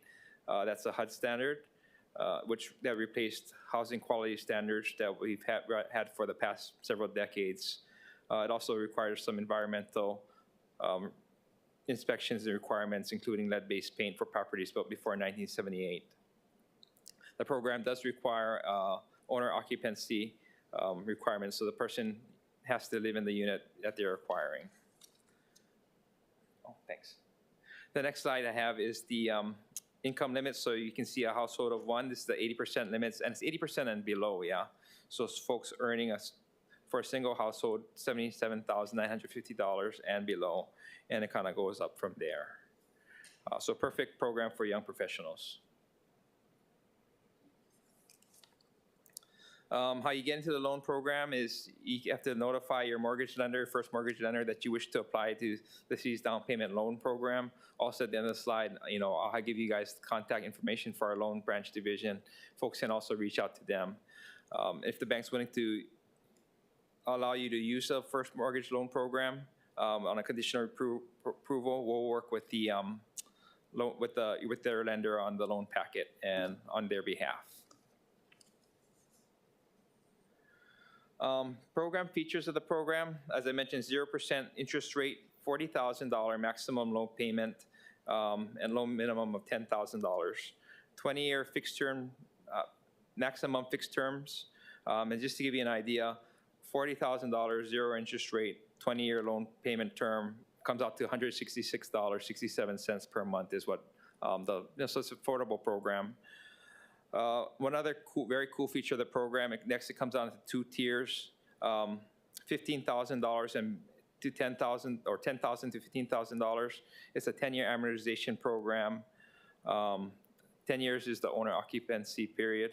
Otherwise, on a $15,000 to $40,000, the second tier, you have a 10-year occupancy program. What folks have the ability to do in these programs is earn some credit for each year for residency. So 20-year maximum loan 20-year amortization.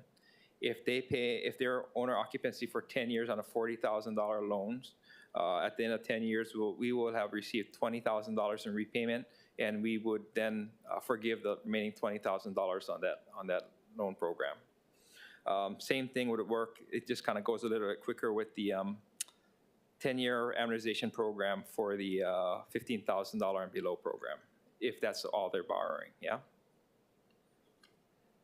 But they do have an ability, like I said, to earn credit for the period that they are occupying their home and living in their home, and we'll forgive that portion of the loan. So far in the program, let's see, last 5 years, we've helped 30 applicants. Every year, between $500,000 to $1 million, depending on demand, goes into the program. And over the past 5 years, we've funded about $1.2 million in loans. Some of the properties we have listed here are identified here. So some of it, where our program works really good, is where we have some income-restricted properties that are for sale. So one would be that new property that was just built in Kaka'ako, the Ililani condo, Ho'opili and Eva Beach. Those are kind of made available through city inclusionary zoning or other affordability type restriction programs that HGFDC runs or the city might run. But we also have opportunities, other buildings where our folks might be competing with the market. So like I said, where our program works really well is when there's income restrictions on people trying to go into and buy in the building, because then they're not kind of trying to compete against other folks that might be earning more, young professionals that might have an all cash down payment versus somebody that's trying to, if they compete in the open market, there might be people with more down payment, more people to put a full cash payment, down payment versus somebody that's trying to finance their down payment. Otherwise, they'll be competing with everybody else in the open market for some of the other properties that they're looking to acquire. So definitely a quality program. And then, we also get, usually it's not necessarily an exception. We always get positive feedback on our program for the folks that we are able to help. And we can't help too many because there's not too many opportunities, like I said, that where folks aren't competing. We have a lot of interest in the program. Like I said, just honestly, not so much successes. I mean, it's just, people that are able to submit an offer, have the owner accept their offer, and kind of move all the way forward. Like I said, my big exception is, and when we do the most volume in our program, is going to be when you have those income restricted buyers. And then, like I said, in closing, we do have Al Tamanaha's contact information in here. The program's held at our 51 Merchant Street location. But like I said, we also work quite a bit with their lenders. So. Thank you, Deputy Director. And Deputy Director, is it okay if we ask questions after the last presentation? Yeah. Oh, that concludes my presentation. We'll have questions after the next presentation. Thank you. We'll now have Stephanie Nojima from the Honolulu Board of Realtors for the HOPE program.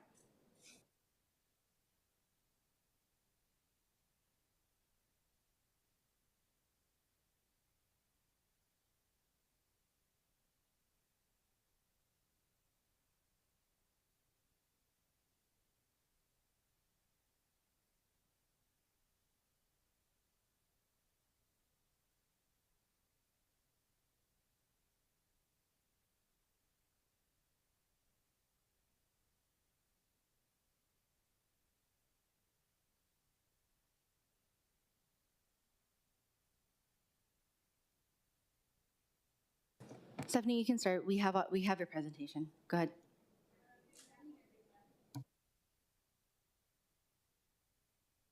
There you go. Good morning, everyone. Thank you very much. Aloha, Councilmember Cordero and the members of the Budget Committee. My name is Stephanie Nojima, and I am the Director of Government Affairs and Programs at the Honolulu Board of Realtors. And mahalo very much. Mahalo for letting me speak with you today and introduce to you the HOPE program. So we partner with the Hawaii Home Ownership Center, which we call HHOC, and we offer the housing opportunities are possible for everyone, HOPE. And it is a home buyer education program. This initiative empowers our first-time buyers the possibility of buying a home, being educated, having the financial literacy to feel confident that they can buy a home. And that's the whole part of being a homeowner. And so we'd like to be partners of that. How does the program work? Well, how it works is that each year, HBR, Honolulu Board of Realtors, provides funding for 500 families to save $50 off the cost of the lifetime membership to be part of HHOC. And they receive the nationally accredited education, and they can continue to go to that, to go back and forth for financial literacy or to regain information from HHOC. And that brings down their costs to $10. That's all the family pays to get that lifetime financial literacy from HHOC. Since January of 21 and up till August of this year, we have served 715 families. And while we are successful, we know we can reach much more. We would still like to reach that 500 per year because we finance for that. Unfortunately, we're at about 200 per year, and we give them that financial literacy and resources to go out and look for something locally. The other thing that we do is we also provide HHOC provides us statistics. They give us information about who is going after this financial literacy and what age group and their ethnicity. Are they the locals? Are they the people that live and work in Honolulu? And we're finding, yes, they are. They want to live and stay in Hawaii. They don't want to live in their family extra bedroom. They want to have their own, and that is part of the financial literacy.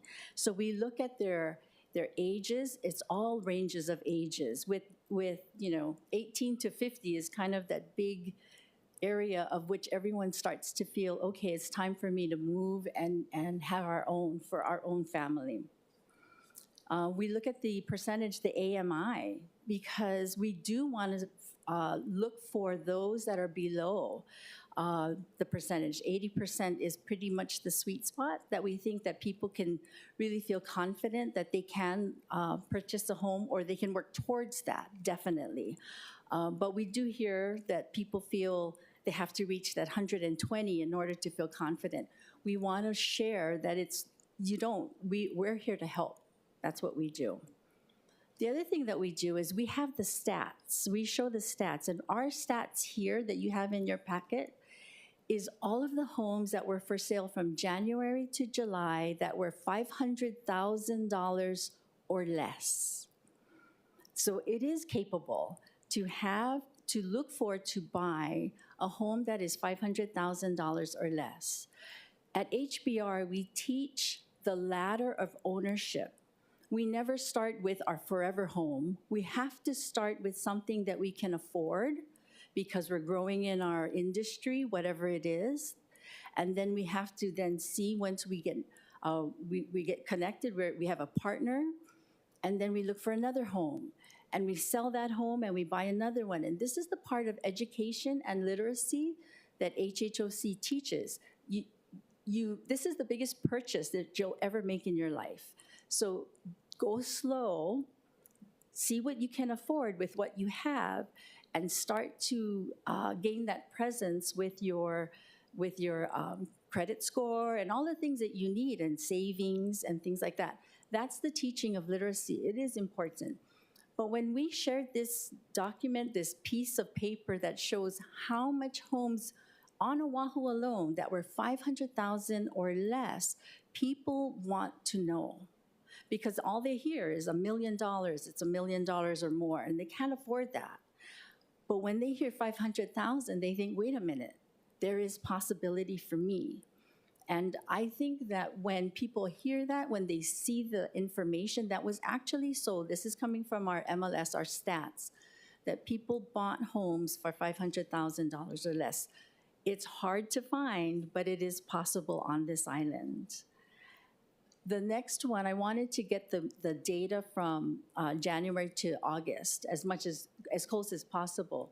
But the next one is, there was over 1,500 that were sold. It was studios to up to 3 bedrooms. It just depended where. It's not always in the area that we ask for, but it certainly is doable.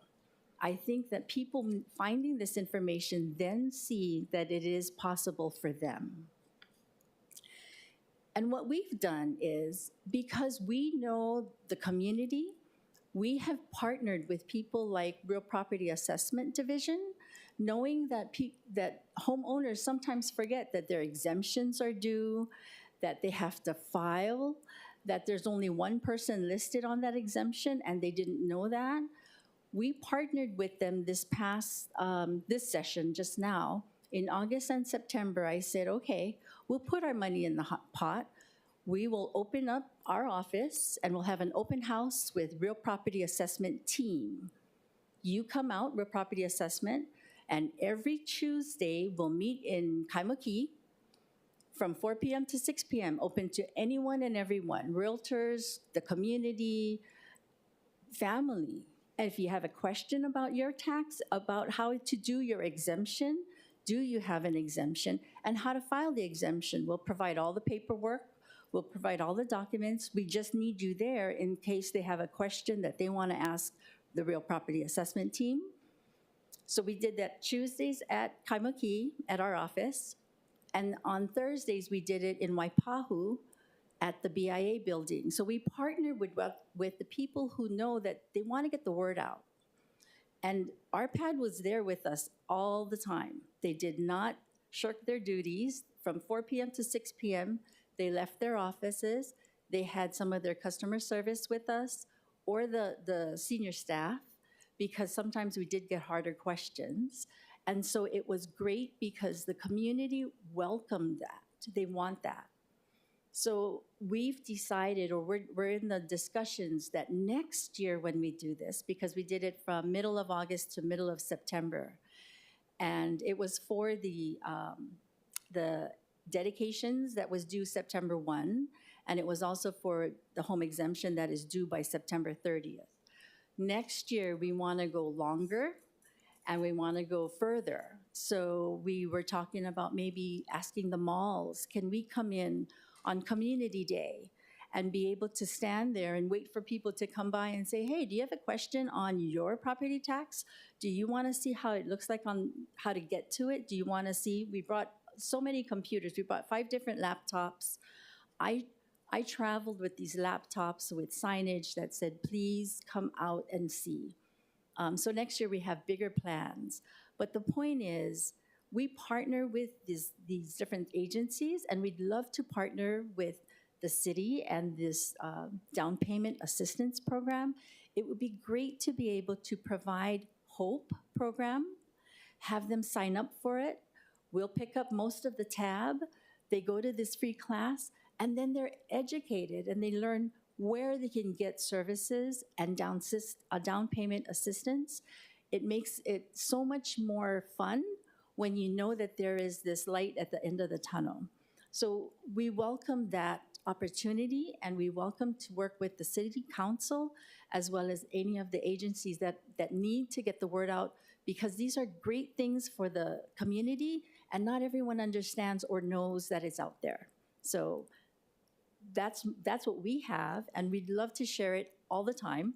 So if you have any questions for me, I'd be more than happy to answer them.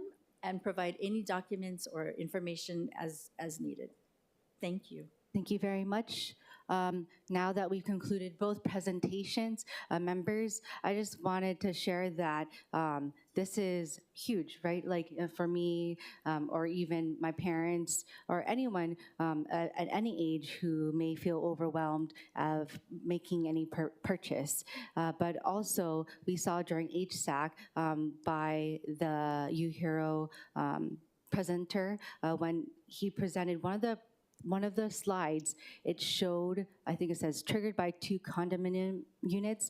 It showed where someone from a house in Eva then, or, moved from particular points in the community, and how people even either downsized to different condominiums or to a home, and that different cycle that occurred. And that was really interesting to me. And I was sitting by our Councilmember Dos Santos Tam and talking about that. And I thought that this relevance of moving up, maybe I think they call it upward mobility, too, is something that we want to encourage, I guess, people my age and younger. And so that's why I really wanted to have this discussion. And it's something that I wanted to also provide for us members to provide to our communities as well. With that, are there questions for either Deputy Director or the Honolulu Board of Realtors? So we have Council Vice Chair Kiaina. Thank you. Thank you both for your presentations. And Stephanie, good to see you. I may have missed some of the basic parameters, but can I just ask basic questions? Because I think this is terrific, especially in the partnership front, because we all need to kokoa together. So first off, this is federal dollars that come down? How much? Who are you asking, Stephanie, or? Well, I guess I just don't know. Whoever needs to answer. What are this home funding? Is this a federal funded program? Correct. The down payment loan assistance that the city provides is Home Investment Partnership Act funded, so HUD money. Okay, how much money? So currently we have in the program $500,000 a year. And is that formula funded from the feds? The home funds are formula funded, but through our allocation plan and our annual action plan, we can allocate and manipulate the amount of money that goes into the program. Okay, and what is the average of kokoa that you provide to homeowners? The average is kind of tough to say because I guess, as I was mentioning, when we have projects that are income qualified, the buying pool is income qualified, we'll have more production in that year. If we don't have those kind of properties available for sale that year, it'll be lower. So I mean, I was probably at 3 to 5 loans. Okay, but give me an idea. What are we talking about? Roughly 3 to 5 loans a year at $40,000 a year. Oh, 40,000. Yep. Are you restricted in this program from putting city funds in it? I don't believe we are. So then, well, first of all, this is a terrific program. So why are we not putting in money? Why are we not requesting money for this vitally important program? So currently, as I mentioned, the demands hasn't been that great, about 3 to 5 loans a year. Yeah, so but I think it's poor outreach because everybody needs kokoa with regard, this is for down payments, right? I fail to believe your numbers. If that is your numbers, then you are not doing a good job in outreaching to communities in need. Because the bottom line, I know that people are having problems just getting rentals, but part of the problem for home ownership is the down payment. I think to clarify the program, it's more the competition that the buyers of our population faces when they go out to, when they're competing with other non-programmatic buyers, right? So if maybe Stephanie can answer this question a little bit better than I can. But when a realtor presents the different offers they have on a property, and if somebody's looking at the speed to close, somebody with an all-cash down payment, maybe larger down payment, is might be more favorable to a seller that just in their interest on how quickly can they close the deal and get access to the funding from their property. But perhaps Stephanie can answer that characteristic a little bit better. We do have a lot of interest in our program. Like I said, it's just their ability to find something that they can afford and close on. And like I said, from our side, we're just seeing that having to compete with the open market where grandma or grandpa might be providing a little bit extra funding or something along those lines to make their offers to the sellers more attractive. So you're saying everything's hunky-dory? That you don't need more help because there's not the demand? I mean, for your currently, I think the services. funding levels have been adequate. I mean, if there's creative ways, I'm open to pursuing them, you know, if there are more sellers out there that are interested in helping first-time home buyers, you know, with their first home that might need a little more assistance and realize that, you know, change their trajectory of their households. I mean, I'm all for that. You know, give me Okay. that pool of folks and we'll try and get realtors to those guys Okay, as quickly as thank you. possible. Okay, yeah, I would like to have Stephanie's manao. And then I know the chair stepped out, but this is good because I'm not familiar with the program. I think 500,000 is paltry. So let me ask you this. You see what's going on out there. If this program were to see an influx and maybe a little more animation Yes. with regard to getting out there and educating people, Yes. don't you think that the demand would come? I believe it to be so. And then I'm sorry, yes, Yes. right? Yes. So $500,000 is paltry, don't you agree? Yes, I think we can help much more Yes. than 500,000 Yes, is and very thank you for small. your partnership. Yes. I saw the Director of Housing come in. Would you like to share your manao? Yeah, we'll go ahead and have Director come up to the podium as well. Mahalo. Thank you, Chair, for holding this hearing. I'm very interested now. Well, I didn't know much about it. So I think 500,000 is paltry. Aloha. Good morning, Honorable Council Members. Denise Seri Matsubar, Office of Housing. So just some contextual information. So the HUD program is very limited because it's limited to 80% AMI. And generally, for home ownership, you really have to be around 100, 110, 120, 140% AMI. This is why we are working on amending 201H. We also want to partner with the state on doing a down payment program that is much more broader. Okay. That will reach, up to 140% AMI. So that we're in the talking stages now with the state, but just to give you some more background that there is something in the works to make it more feasible for both the developer and the buyers. And what are your sources of funding that you're looking for to start up this more broader down payment program? So to start it, right now, we have the private activity bonds, and that can be converted. So a portion of that can be converted to help with single-family housing down payment loan assistance. So we have to convert some of that, and that's what's immediately possible.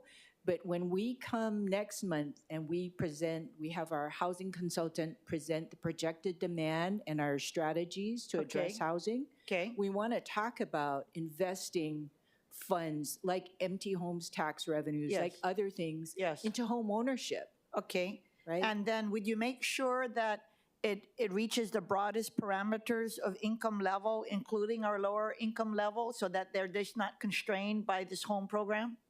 So absolutely, we would want to, reach a range that can carry a mortgage, but really the driving factor in all of this is going to be pricing and interest rates.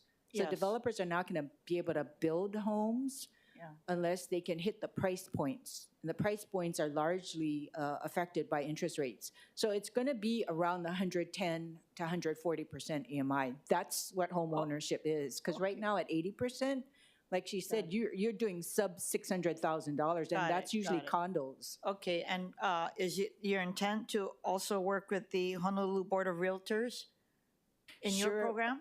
We'll work with anyone. I did touch base with, I believe her name is Suzanne. Yes. Suzanne Young. She's the CEO. So I did meet her at HSAC, and we agreed to talk story. Okay, you get to know Stephanie as well. She's the Director of Government Affairs. Yes, we'll do. Okay. Council Chair. Okay. Okay, well, thank you for having this hearing. Yeah, thank you, thank you. Members, any other questions? So I have a question for the down payment loan program. Deputy Director Los Baños, I was just wondering, do we also have a first-time home buyer program too, or no? This one actually is our first time. Oh, it is. Oh, Yeah. okay. Oh, okay. I don't see that as a criteria here where it says a criteria. Well, We it's don't- not. I guess it's not necessarily a criteria, but I mean, it is designed for first-time home buyers. I see. And I know that you mentioned that it is, what's it called? So home funded, but is there a possibility, and I don't know how much is possible, that at least a portion of the program can be dedicated for like 100% and less or so? Or is that a stretch? That would kind of exceed the value that we could fund under the federal home funding. Yeah, I'm sorry, a part of the program that we can add, like, well, not now, because I don't know how the general funds are gonna look like in the future, I mean, upcoming budget, but like in the future, like maybe like 3 years from now, can we add like a portion that's general funded that will go to like 100,000, sorry, excuse me, 100% AMI and below, or even 120% AMI and below? Maybe we'll get more applicants that way. Director Iseri Matsubara just identified a program and some steps she's taking to fund a program through possibly private activity bonds that can actually reach 100% and possibly even higher up the scale of AMI. I mean, unfortunately, my program's home funded, so I'm capped at 80% monies. But I mean, it's a worthwhile opportunity. Al's been looking at other ways to grow our program by. We haven't really, for example, we haven't really changed our down payment amount. Our cap is at $40,000. Seeing where values of homes have gone post-pandemic, we're also considering possibly raising that value and to increase the down payment amounts and things like that. So we are looking at ways to revitalize our program within the home requirements. Well, that's really great to know. And I know you mentioned, you didn't mention, but there are, I don't want to call it restrictions, but you know, there are guidelines you gotta follow.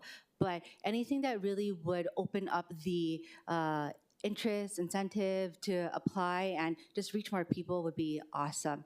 And I know that you said that the program is just all home funded, but if there's a way to expand it to include either general funds or support from, or work, or I guess have more opportunities to work, including with Honolulu Board of Realtors or other institutions that may assist in providing, like, hey, this is a wide array of things, but I don't know if it would come from your department then, if we do expand it that way. So hopefully we can talk about that further, and yeah. I mean, I didn't want to provide the spoiler that Director Iseri Matsubara provided, but I mean, I'm glad she came forward with that and some of the opportunities we're looking at as a city as a whole. Definitely to fund programs that are with deeper affordability or broader affordability, we'd have to incorporate other fundings, non-federal funding sources. So. Thank you.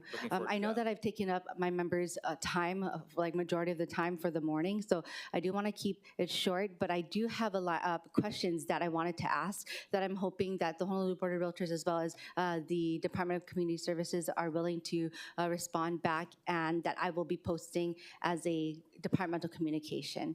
Is that okay? Okay, perfect. I don't know. You'll receive it sometime, and then, yeah, I'll also post as a council communication.